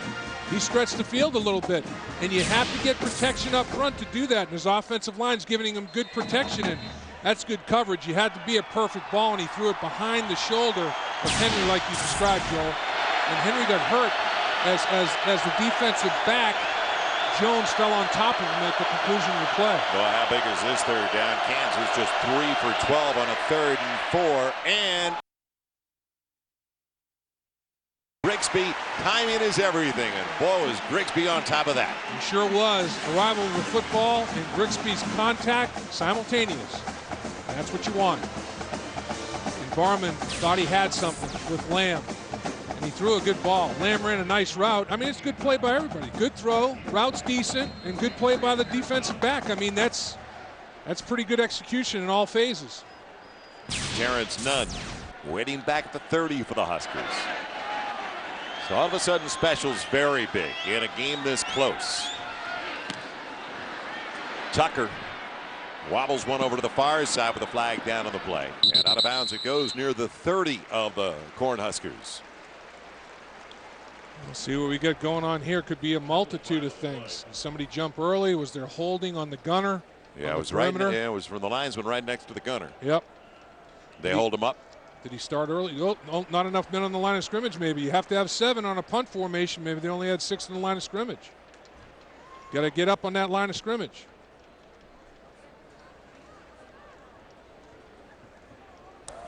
Illegal formation on the kicking team. 6 men on the line of scrimmage. 5 yards added to the end of the kick. 1st down. So this is going to be the best field position to start a drive in the second half for Nebraska. They'll get it to their own 35. Our eHarmony game summary. Hard to believe we're at this point with Nebraska only up by 5, because Nebraska, as you can see, had 14 early, led 17-0, and within a minute of the final minute of the first quarter. But boy, the resilience of Kansas to hang tough. Their defense has sparked everything. Yeah, to force 3 fumbles, and the team kind of took the personality of Barman. Barman said, "I'm not quitting. Don't you guys quit either." Nobody has. Marlon Lucky, and that's been the story of the night. Nothing there. Mike Rivera was the middle linebacker. Gain of a yard or 2 as we head back to the studio. Dr. Pepper game break time with Mike Goldberg. Mike, what's going on? Hey, Joel, just a reminder, Game 3 of our triple header will feature the top rusher in the Pac-10 Conference, Chris Markey. And the UCLA Bruins, they are set to kick it off against Stanford at the Rose Bowl. That's Game 3 of our FSN triple header. So, thanks, Mike. We go from Lincoln, Nebraska, one of the great places to watch a college football game, to Arroyo Seco, Pasadena, California, and you've been to the Rose Bowl. How beautiful a setting is that? Oh, it's awesome. Bunch formation with the tight ends, Joel. And a grab by Carafai. He's got the first down. He's upset because he was barely tripped up right around the midfield stripe. Otherwise, he's got the sideline. Yeah, he was looking for yards after catch. And on the backside, they had trips formation with the tight ends to the right. They punched that up. And then they said, okay, because of that, because of all the tight ends, I'm going to go backside one-on-one to my receiver Purifying. He had one-on-one out there, and he just could not quite get over the foot. I mean, it was literally a trip by Buell. Now, can Nebraska capitalize on their best field position of the second half? From the midfield stripe, a first down. Changing the play, changing the formation and the play. Boy, Harrion still doesn't have a catch. Stays in to block. They go to Swift. That's his first grab. And he can't get away from Aqib Talib. No, we saw the injury earlier to Eric Washington, where our prayers are with him right now. Jim Knox, what's going on? All right, Joe, we have some great news. Just heard word from the hospital that Eric Washington is fine. In the ambulance, he was moving legs and arms. He regained feeling, and he's up and about. Everything is fine with Eric Washington. Oh, that's great news. Thank the good Lord. Yeah, you can get traumatized. I remember I had a teammate, Pat McAnally, the same thing happened to him catching a ball over the middle against the Cleveland Browns, and he lost feeling, but actually regained feeling, came back in the second half and caught a touchdown pass. Jackson chopped down again after only a gain of a yard, yard and a half. What a job Kansas has done, the front seven. This was the best defense in the Big 12 last year, second best against the run. They lost, though, don't forget, the Defensive Player of the Year of the conference, linebacker Nick Reed, to graduation. And they had, I mean, all three of those linebackers were outstanding. And coming into today, they had 27 tackles for loss and were giving up less than 3 yards per rush. So they understand how to get lined up and what gaps to hit defensively against the run. Well, he needs on third down 5. Does he go to Purify? No, the other side. And it's Talib jumped in front of none. We've seen some spectacular plays from both secondaries. We really have. And boy, that's just a tremendous route recognition again. And even though early in the football game, Kansas got beaten on a double move, they are jumping those out routes. Maybe it might be time again to go out and up, the double move, because Kansas, their secondary, is being so aggressive on the edge on those out routes. Well, that was a bullet. And that may have gotten into the shoulder pads, actually. Now the wide receiver, Lamb, waits for the punt from Titchener. It's become a field position game, Joel. Without a doubt. And specials are so important in that. Fair catch. Lamb's got it cleanly back at his own 12. So winning the battle of field position now. It's Nebraska. But Kansas has it back, and they're only down by 5.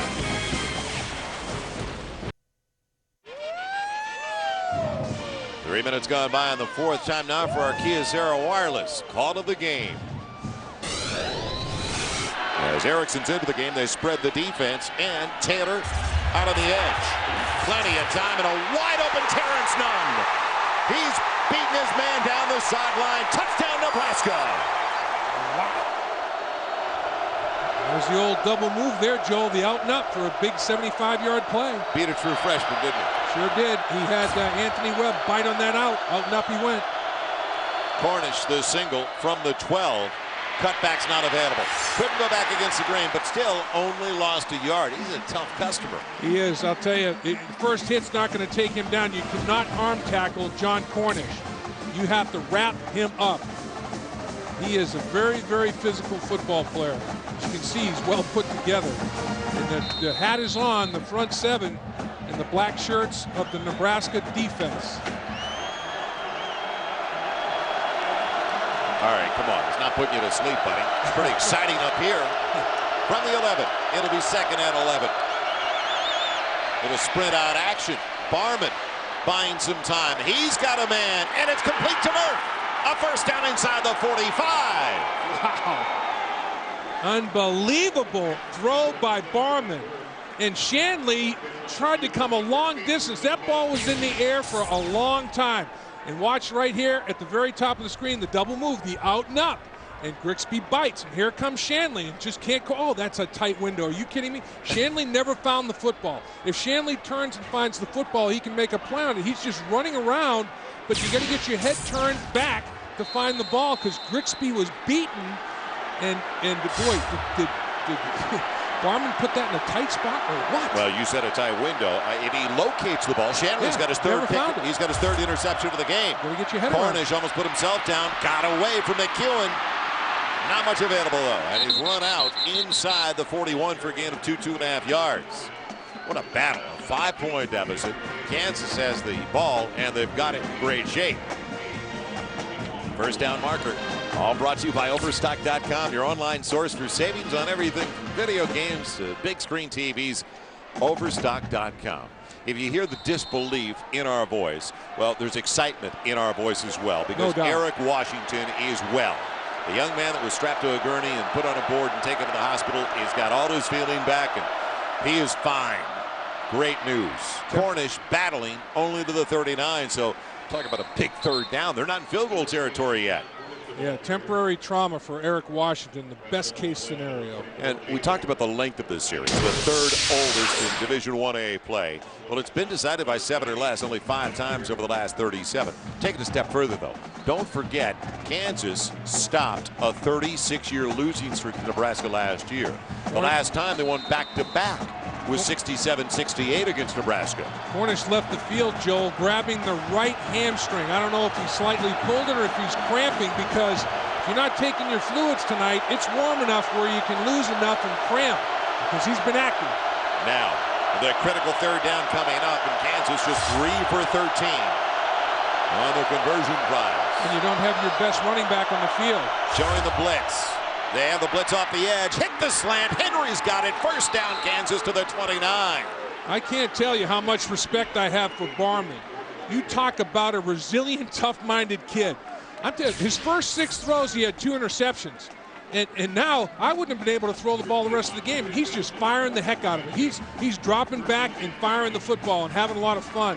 I mean, I got a lot of respect for Barman's tough-mindedness, and this football team has responded to that tough-mindedness. A little more than 9 to play with the clock moving. First down. They are in field goal range, but they're down by 5. Big run by the fullback. McAnderson plows his way for big yardage, almost 9 on the carry, close to the 20. And good job by the right side of the Kansas offensive line. I mean, they came out off the football and said, we're moving some people, and they did. I mean, that's just an outstanding job, because Nebraska, watch the right side here. Nebraska is solid defensively. Ochoa takes one to the ground. Sustained contact here, cut back up inside. Excellent blocking. McAnderson the single on second, and about 1.5 yards. A change by Barman. Can McAnderson find the gap? Be your own blocker. He will be. Broke the tackle. First down to the 11-yard line. Nice job on the backside by the Kansas offensive line. This is nothing fancy. All Kansas is running is inside zone. I mean, they're coming off the ball. So a couple of down linemen are double teaming the down lineman on the Nebraska, and then rubbing off to the linebacker and just staying with their blocks. McEwen gets run by the play, and the cut is made right behind him by McAnderson. They're getting washed by their gap control responsibility. Kansas looks for their first lead of the game. Cornish back into the game. Bolts up the middle after starting left all the way down. Close to another first down. He's shy by a little more than 1 yard. He's got it to the 3. Kansas is taking control of the line of scrimmage. This guy's cramping, though. Yeah, Cornish is cramping again. And boy, you talk about a tough guy, too, though. He left with a cramp. He says, I got to get back in this football game because my offensive line's gashing people. And he wants to finish. He wants to finish what he started. He wants to finish this drive, and he wants to finish this football game. He's rushed 26 times for close to 135 yards. That's a busy night. 2nd and 1 yard. Cornish is going to stay in there. It'll be Cornish back against the grain. Did he get there? No. It's first down, though. First and goal inside the 1. Yep, another 4 cracks at it. Boy, Bradley got to him from the backside. Again, watch the offensive line sustain their blocks. Pretty good job. And again, the vision of Cornish is outstanding. He always finds the soft spot and cuts back to it. Yeah, McAnderson is back into the game. Their power back. He's going to be in front of Cornish. Kansas trying to shock the football world. McAnderson, they'll push him back. He lost about a half yard. It'll be 2nd and goal. But if they get in, don't forget the clock running against Nebraska. Timeout situation. Jayhawks used one earlier. Nebraska still has all 3 of theirs remaining. And there's plenty of time no matter what happens here. But Kansas would, in a perfect world, they'd like to run this clock well under 5 minutes, maybe around the 4-minute mark, before they do score their touchdown. Cornish in the eye. They'll throw for it, and it's fitting. It's fine. He held it that time. Touchdown, Kansas, their first lead of the game, and it comes from a guy that dropped 2 scores. Yeah, and he was squeezing the air out of the football that time. I mean, I gotta believe they called it because of that. Well, I think that was the best play. That was their best goal line red zone passing attack, is utilizing the tight end. And they've gone to him more than once. And this time, as he catches it, he says, I'm putting this high and hard. I'm going to tuck it away right now. McEwen gets fooled by the play action. And he gets right behind McEwen as McEwen gets sucked up to the line of scrimmage, trying to be aggressive on the play action. And the tight end in the back line of the end zone, as Kansas was going to go for 2, they called timeout. Well, we'll take a timeout as well, but Kansas had that botched extra point earlier, so they are forced to go for 2, trying to take a 3-point lead when we come back.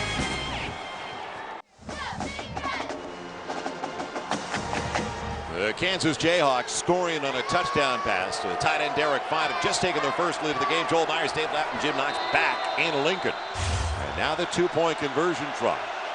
Can they go up by 3? And a little bunch formation up top here. See how it unfolds. Cornish on the opposite side, flanking Barman in the backfield. No tight end in the set. Barman with the pocket holding up, in trouble and on his way down. And he took a shot to the knee from Jay Moore.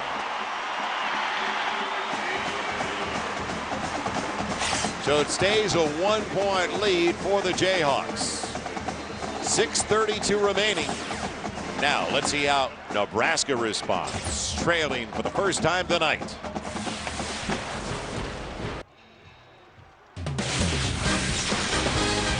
Welcome back once again to Lincoln, Nebraska. Big 12 football presented by Kyocera on FSN continues with just barely 6.5 to play. 25-24. Jayhawks trying to shock the Huskers for the 2nd consecutive season, looking for the first back-to-back wins over Nebraska since 1967-68. Jackson and Wilson back deep once again. The return game has not been much except for the 1 punt return by Terrence Nunn. Otherwise, the return game has been almost non-existent for the Huskers tonight. On the kick, Wilson will stay right there as we head back to the studio for a Dr. Pepper game break. What's the latest, Mike Goldberg? Number 2 USC has their hands full in Pullman. They're at Washington State. It was 28-15 until Alex Brink hit Dwight Hardy for the touchdown to make it 28-22. Now, Washington State has the football. They're at midfield with about 40 seconds left. Texas, meantime, victorious in their warm-up game for Oklahoma next week, and they've kicked it off at the Rose Bowl. We'll keep you posted on everything here in the Los Angeles studio all throughout the evening. Joel, a great one you guys have had. Yeah, it's been unreal, Mike, and that's a good one going up in the Palouse. I've been to Pullman enough to know, especially in November and late October, you don't take any chances. You'll take a win by half a point up there. Now, Taylor, only 3 for 10 in the second half, but Flair, more than lucky with the first down. They only need a field goal to take the lead, don't forget. After a failed 2-point conversion try, he's bumped down by Rivera. Yeah, was he ever. He was knocked to the ground. Take a look at updated keys to this football game. We have a shot here and handle the crowd noise. Only 2 false start penalties. That's a pretty good job by Kansas. They did have 4 turnovers, but they've taken it away from Nebraska 3 times. So that's been pretty much a wash there. Their average drive starts their own 24-yard line. They recovered from that bad field position the first half. They started 1 from their 6, 1 from their 1. They've swung field position to their advantage. The real shock, they have shut out Nebraska. Taylor hit again, hangs on the blind side as he was knocked down. It was James McClinton, and he's lucky he held on. Also, Joe Mortensen. Well, Nebraska, let's take a look at their keys to the game. They wanted to be more physical, and I'm not sure necessarily that that's the case. But, you know, they've run the ball for 114 yards, but Kansas has matched the physicality. Fast start, they got it. And they're 11-1 when they score first under Bill Callahan. The only game they lost when they scored first was to USC. They're 14-0 when they've led at the half under Callahan, 0-10 when they trail, and they led at the half in this one. Will they be able to hold on? We'll see. And then the big plays have been happening both ways, not just their way. 2nd and 14, bad snap, loose ball, and boy, what a play by Jackson to get on top of it. Yes. That saved the day for Nebraska with less than 5 minutes to play. Now you have third and extra long, though. At least they have the football, but it's going to be third and about, what, 17 or 18? You don't want to be in these third and so many's. Never got away from the center. It looks like he didn't realize that Zach Taylor was in the shotgun. It looked like he almost snapped it like he wasn't in the shotgun. And he did. He snapped it like the quarterback was under center. He didn't realize that Zach Taylor was in the shotgun. Snapped it right up like the quarterback had his hands underneath. So now third and 18, almost 19. Will they give him enough time? Plenty of time. Isolation, Hardy's there. Wow. Touchdown potential. Down the sideline. He's in. Touchdown, Nebraska. Ooh, boy, that final key, the big play has been the story for Nebraska. 78, 75, another deep one. They've been flipping field position by 3/4 of the field with these touchdown plays, and Mark Mangino just can't believe it. Hardy has had 2 of the big plays. He had the 78-yard touchdown when he made himself available on the crossing pattern on the scramble by Zach Taylor. And then he found the football. Kansas defensive backs never found the ball, and Hardy did. You could see once he located it, and as soon as the man ran himself out of the play for the Jayhawks of the secondary, you could tell even 30, 40 yards away, he had a chance. Boy, forget the red zone. Nebraska's been scoring from long range. Now the 2-point conversion try. Trying to go up by 7. Out of the gun. Plenty of time. The bullet, and he's in. Nate Swift. What a grab. Close quarters and a 100-mile-an-hour fastball. You got that right, Joel. That was a great contested catch because Swift knew that he was going to get popped. Let's take a look. This is 3rd and 18, mind you. And Zach Taylor says, I'm going long distance. And Hardy finds the football, and you tell can't. And then the 2-point conversion. This is just a tremendous contested catch by Nate Swift. He gets hit and crosses the goal line for a big 2 points.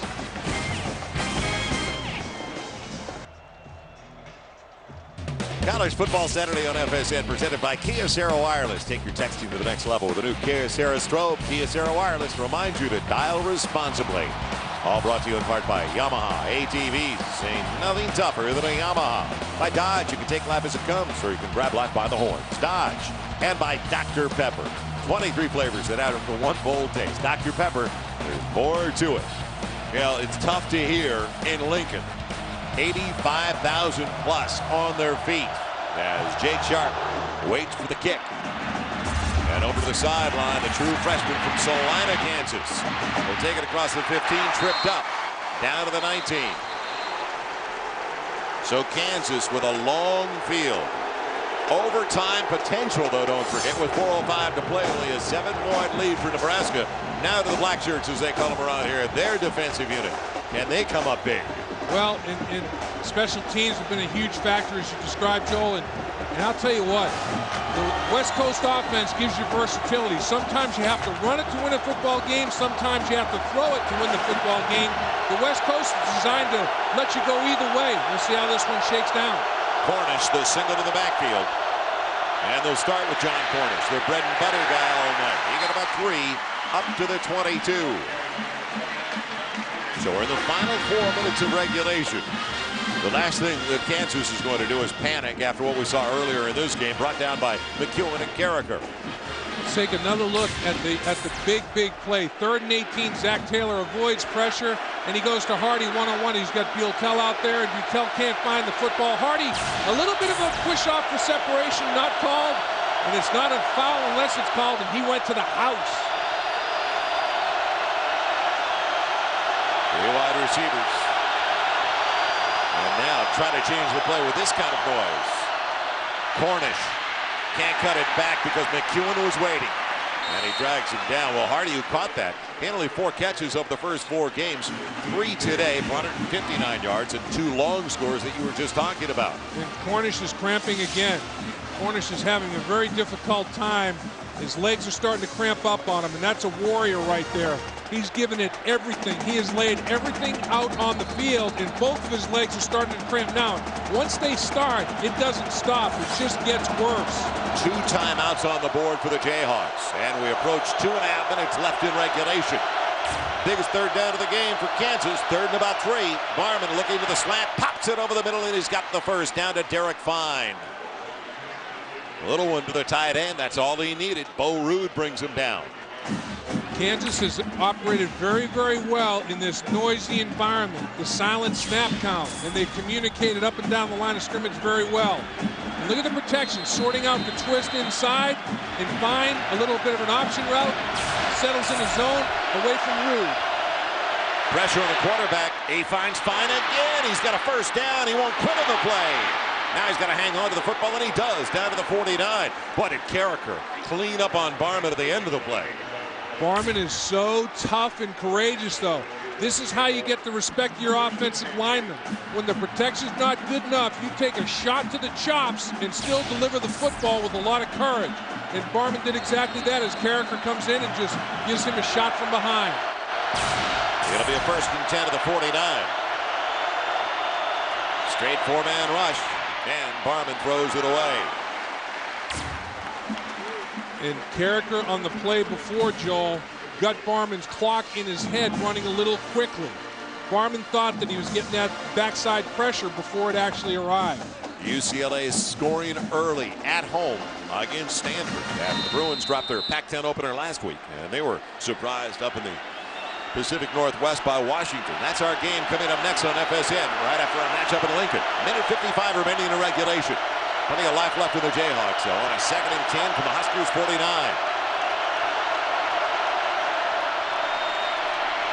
The swing. Nick Anderson waiting. Got the block from Fields. And he gets good yardage. Almost 8. Well, he's shy of the first down. Again, the blocking downfield by Dexton Fields enabled him. That kick out. Boy, and McAnderson is a good receiver of the football. I mean, he's got very soft hands. Last win in Lincoln, as you talked about a couple of times, Joel, October 12th of '68, a 10-point victory. And they've won 18 straight at Lincoln since, trying to make this number 19. Now on 3rd and short, little dump off. Fields knows where he has to go, and can he get there? Yes, he's got the first down. Down to the 38, close to the 37. Smart play, he had a cushion on the corner. Get it out there quickly. I'm impressed with the Kansas offensive line. Bear in mind, this Nebraska defensive line led the country with 50 quarterback sacks and 140 tackles for loss. This black shirt defense last year. And they're providing enough protection for Barman to deliver the ball. On a first down from the 37. Again, Marcus Henry, good yardage on the sideline. Great balancing act to get an extra 2 or 3, so it'll be a gain of close to 9. Andre Jones, again, like he gave Fields, a big cushion on the outside. Yeah, both secondaries are afraid of the double move. So they're giving cushion and just saying, okay, I'm going to keep everything in front of me and come up and make a play. But they're not tackling well enough. There's yards after catch for both football teams because the tackles are not being sure. So it's going to be 2nd and less than a yard. Final 64 seconds. 2 timeouts still on the board for the Jayhawks. Barman's got the first down. That'll stop it momentarily for the movement of the chains. Well, Barman did start the last time Kansas played here in Lincoln. We talked about it in 2004. And they had a shot to win the game. Right. They had a shot in the end zone. They lost that game 14-8. So a similar experience for a senior quarterback and a bright young man, academic all Big 12 performer. And he's got a capital C on his chest for competitor. He was not going to spit the bit, and he could have spit the bit very easily. Remember, his first 2, he had 2 interceptions in his first 6 passes. He's 0 for 6, and the only guy catching the football is Shanley. This is not a bad time to take a timeout. Jayhawks want to regroup with only 61 seconds left. They've got 1 timeout remaining, but it was a horrible start for Adam Barman. Oh, it sure was. And like I said before, Shanley was the only guy catching the football in his first 6 attempts. He has 2 interceptions. That one was returned to the 6-yard line for a short field score. And then he said, you know what? I'm not done. And he started coming back and getting the ball down the football field and hitting tight areas, tight windows, and making plays down the football field. And And he hits his tight end Fine in the back of the end zone. Fine had dropped 2 potential touchdowns in the first half. Now he's completing over 50% of his passes, 365 yards. He has the 1 touchdown, but those 3 interceptions, when all is said and done, he'll regret. I mean, he'll mourn those for sure. But boy, here's a kid that is a great example of get up off the floor if you get knocked down. Everybody's going to get knocked down. You've got to get back up, and the great ones get back up. Well, not always tight spirals, but tight windows, and he has found them. And who would have believed that Kansas would outgame Nebraska offensively on Nebraska's home field? Over 1,000 yards combined. Now on first down from the Huskers 26. Barman looking. He's got Henry. Deflected away. What a play by Andre Jones. Oh, Andre Jones almost deflected it to Henry. Is that the tip drill? Oh, my goodness. You Jones can't believe it either. I know. He said, I can't get it, but I'm going to keep it alive. And he almost advanced it when he tipped it. Instead of knocking it down to the ground, he kept it alive, and Henry almost came up with it. And again, not the prettiest passes in the world, but boy, look at Henry. Oh, it's alive. He almost makes the diving shoestring catch. Oh, man. When you can't get it, knock it to the ground. Now, moving the pocket on the roll, Barman. Coming back, he's got his man. It's Murph over the middle. Look out. Does he get there? Yes! Wow. Touchdown, Jayhawks. What a block at the conclusion of that one. Man, a tremendous block by Rue, and he took out Andre Jones right at the 2-yard line. And now, with the extra point, looking at potential overtime. Amazing football game. They already had a high snap that got away on a previous extra point. Right, and it's a throwback pass. Roll right and throw back. And watch the block right here. Woof, there it is. Gets him inside the pylon. That's big-time effort. A huge extra point coming up for Scott Webb. Out of the hold of Jonathan Lamb. Snaps a good one. It's down. It's on its way, and we are all even with 46 seconds left. It had to be. It just had to be the way this game is unfolding. Murphy makes a huge play, and Dominic Rue, his teammate, makes a great block. And how about Adam Farmer? 2 touchdown passes now to go with the 3 interceptions.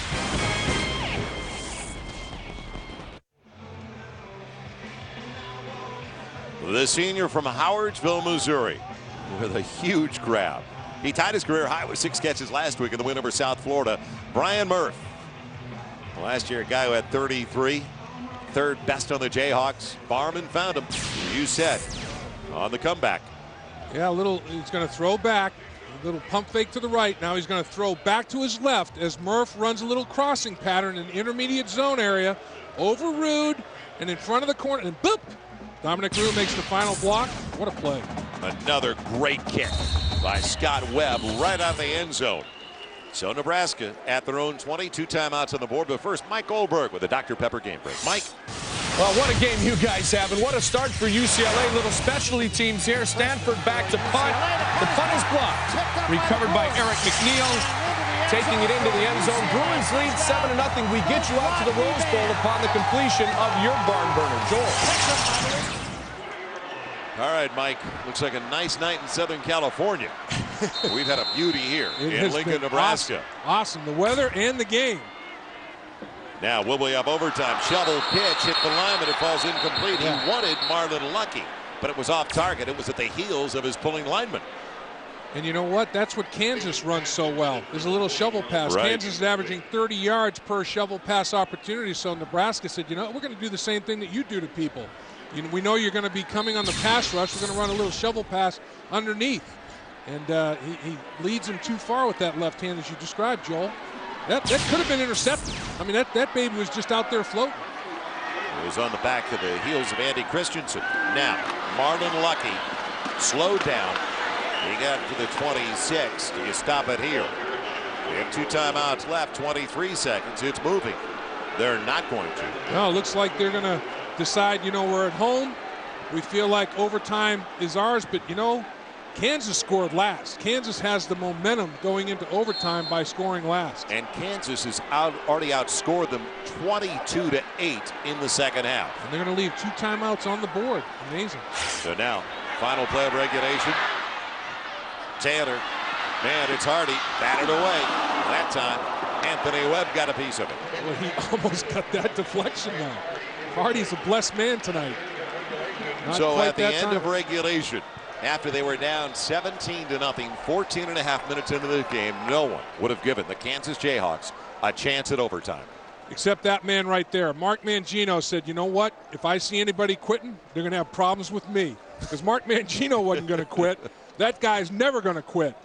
And what he has to do, his football team, is win on the road. They're 1-13 in the conference on the road. The only road win Kansas has in his tenure is at Missouri.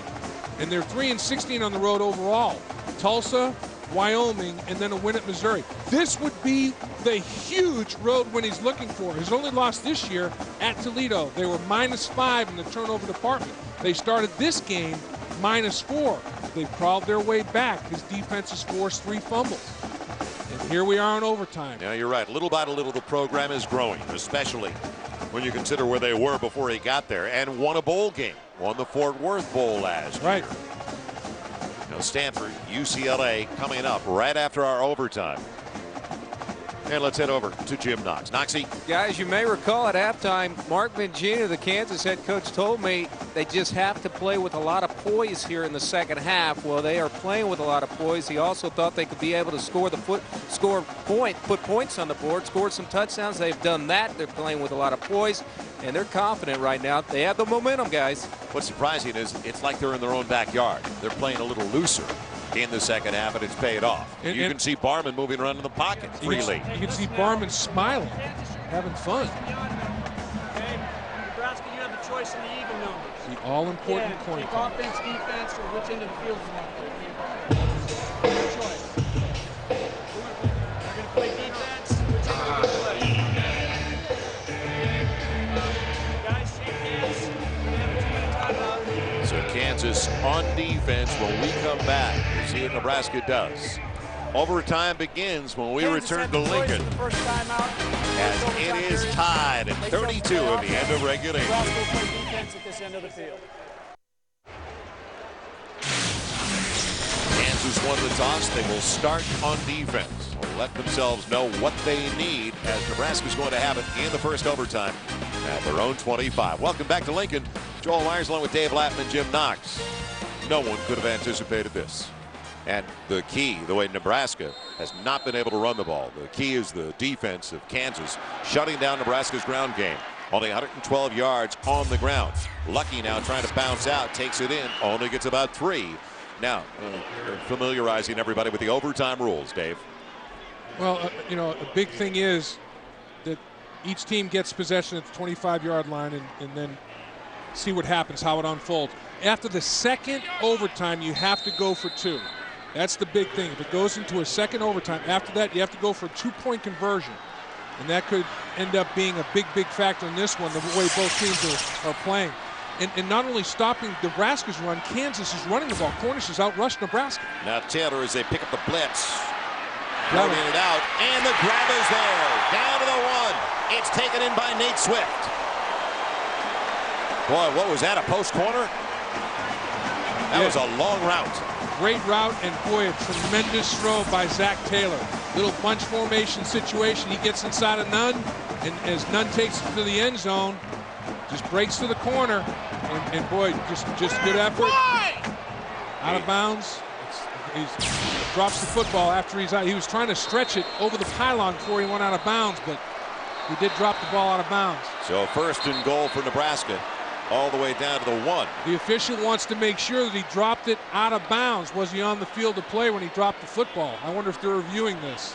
I thought it was out of bounds. Otherwise, if it goes into the end zone out of bounds, it's a touchback. Kansas is challenged whether it was a catch. And it was. Yeah, he caught the football and had full possession, and he didn't drop the football until he was out of bounds. No. Kansas thought that he was juggling the football. He had the ball for more than 2 steps, and he was trying to extend it over the pylon to score. And what Kansas is also thinking about, did he try to extend it, lose it beforehand, and then did it go into the end zone and out of bounds, where it would be a touchback? And they wouldn't have any points to show for it. And if Kansas does lose this challenge, they lose their only timeout. Right. Of the one timeout for each team. The overtime. In Exactly. overtime. Yep. But you know what? At the 1 yard line, it's probably not a terrible call by Mark Mangino.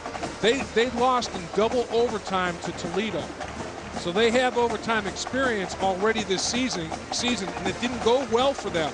They had 5 turnovers in that football game, and they had 2 turnovers in the overtime portion of that football game. You know, you talk about it. That was their only loss so far, and it was their only road game. Right. And it was a double overtime loss to Toledo at 37-31. And you know, Kansas has done a lot of great. Last year, with the 7-5 record, that was the most wins since the '95 team went 10-2, and it was the first bowl victory since that '95 team won their bowl game. And Mark Mangino's Jayhawks could be the first team in school history to go to back-to-back bowl games. They have not had a team go back-to-back bowl games in school history. And he is out of bounds long before the ball comes out of his hand, and he did have possession of the football. Catch 1, 2, 3 steps, and then he starts to extend it, and he's out of bounds. But boy, I'll tell you what, he's in bounds, and the ball was over the pylon. After review, the play is confirmed. It is a catch. The ball will be at the 1. Kansas is charged a timeout. So Kansas loses their overtime timeout. Yep.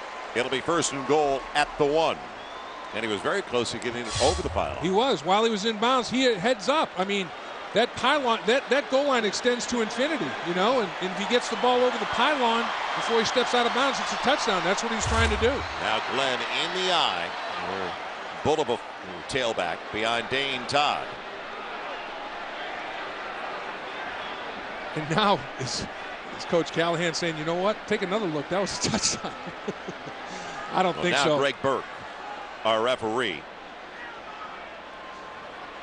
is coming back, and they're going to continue to look at this upstairs. Okay, right foot in. Now he's extending the ball. There's the pylon. There's the goal line. I think it might be a touchdown. I think Bill Callahan's saying, you know what, we already scored. Or did he lose possession and it go out of bounds? Where if he did not possess it over the pylon, it's in the end zone for a touchback. It's a touchback, yeah. That's kind of potential as well. That's the other possibility. And they come up empty, and Kansas only needs a field goal. Yeah. Does he have possession? And as he's extending it, once he crosses the plane of the goal line inside the pylon, it's a touchdown. Whether he has to have possession of it, obviously, but once it crosses that goal line, and now, okay, right foot, he's extending it, he's got possession. Does he score there? Okay, does he have possession? And as the ball's crossing the pylon, man, that's close. And Coach Callahan's saying, I think that's a touchdown. And Coach Mangino says that might be a touchback. Now, they did confirm that it was a catch. Kansas's challenge was it a catch or not? And Coach Callahan saying, did he cross the goal line inside the pylon for the touchdown? This could get ugly if it's a touchback. The play is confirmed. The ball should be at the half-yard line. Okay, so they spot it inside the 1. You talk about 85,000 people holding their breath together. Really? Now, does Nebraska lose their timeout? Did Coach Callahan challenge that? And I think that was a booth review. And his was, well, if they did the coach's challenge, I guess they could have. The booth review could have said, you know, did he actually get inside the pylon? So it's going to be 1st and goal. They've got Glenn, the power back, at 6 even 230. Behind Todd, who's a human bowling ball, the fullback. And here we go. Finally, this game's taken a while, but it's been worth every second of it. Now in the eye. Glenn, left side, watching. Touchdown, Nebraska. Nebraska went big. 3 tight ends and a fullback and said, we're going to try to smash it in. We would have scored the touch football. Nobody laid a fingernail on it.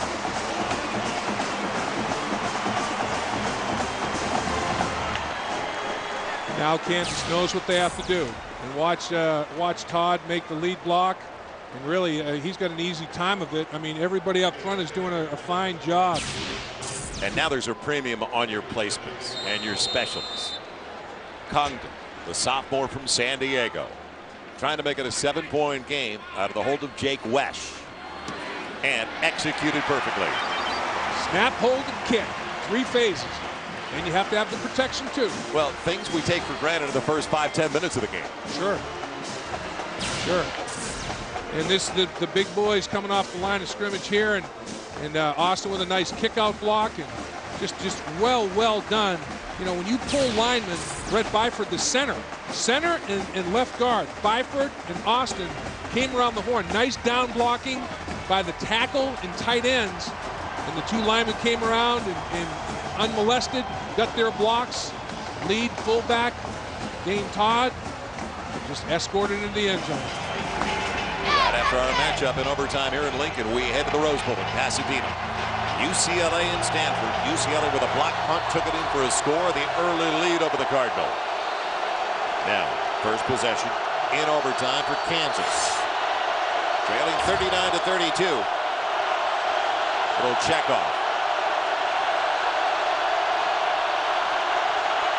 McEwen showed the blitz. Cornish can't burn him. And big play by Carricker.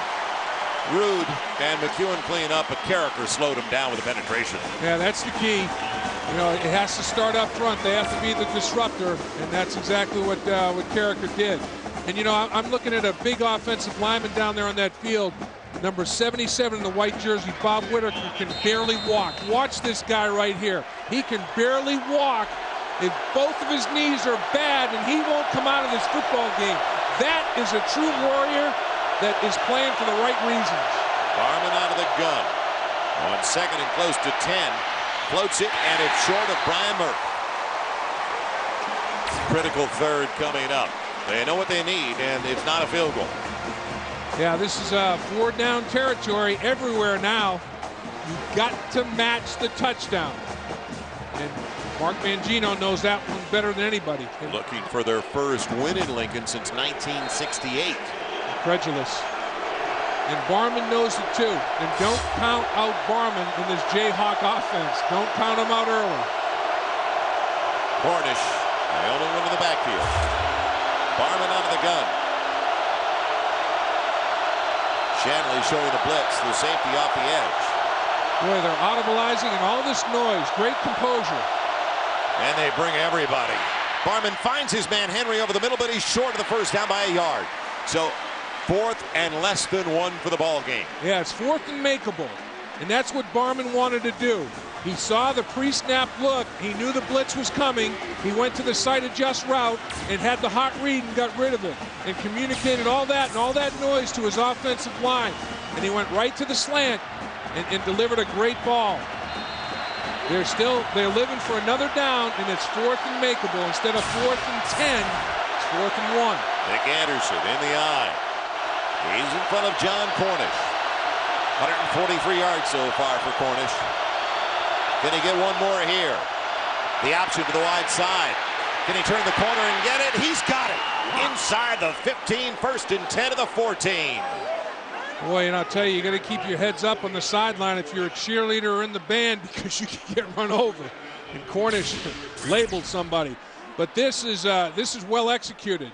You know, the option, and Bradley's got, somebody's got to, you cannot let the pitch man, you have all that much room. Boy, if you're a cheerleader, you got to be heads up because they're coming hard. And this is, Cornish scored a touchdown on the option. And now he converted a big 4th and 1 on the option. Not good enough on the pitch responsibility. So they convert on 4th down. It's a first down outside of the 14. We shouldn't expect anything else. No, this is just a heavyweight fight, and they're exchanging blows. Same duo in the backfield. Barman and Cornish. Quick out. Murph wrapped up. And boy, what a struggle. He wouldn't quit. Nope. Grigsby had him. It was like a wrestling match down to the 9.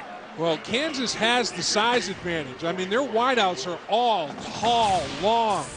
And the Nebraska cornerbacks, that was a matchup that the coaches had a little concern with, because Kansas has tremendous size and athletic ability at the wide receiver position. Kansas coaches felt if they got a good enough protection, their receivers could execute against Nebraska's secondary, and they have, because the protection has been good enough. Well, win or lose, Adam Barman will never forget this game as long as he lives. He's thrown for better than 400 yards against Nebraska in Lincoln. Last second, and close to 5. Blitz again. They pick it up the middle on the slant. Knocked away, almost intercepted. Bounced around between McEwen and Bradley after Andre Jones timed it. Got it away from the wideout. What a pinball. It was. Inherent pinball tendencies down there. And Bradley almost came up with the play. But as you called, Joel, what a time play breaking on the pattern by Andre Jones. Boy, it was bang, bang. And the blitz is picked up from inside out. Cornish does a good job in the perimeter. And boy, that is just simultaneous contact with the football and the DB. 3rd and 5. Spreads them out with 4 wide.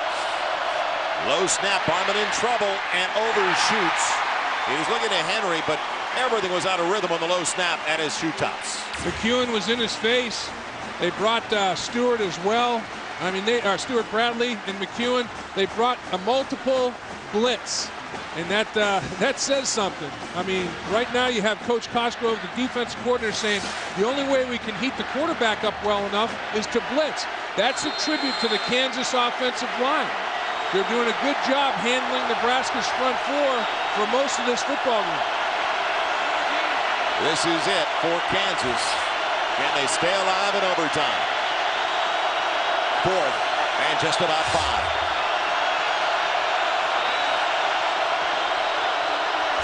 5. Blitz off the edge. Fade into the corner. Henry can't get there. Nebraska prevails in overtime. Wow. What a game.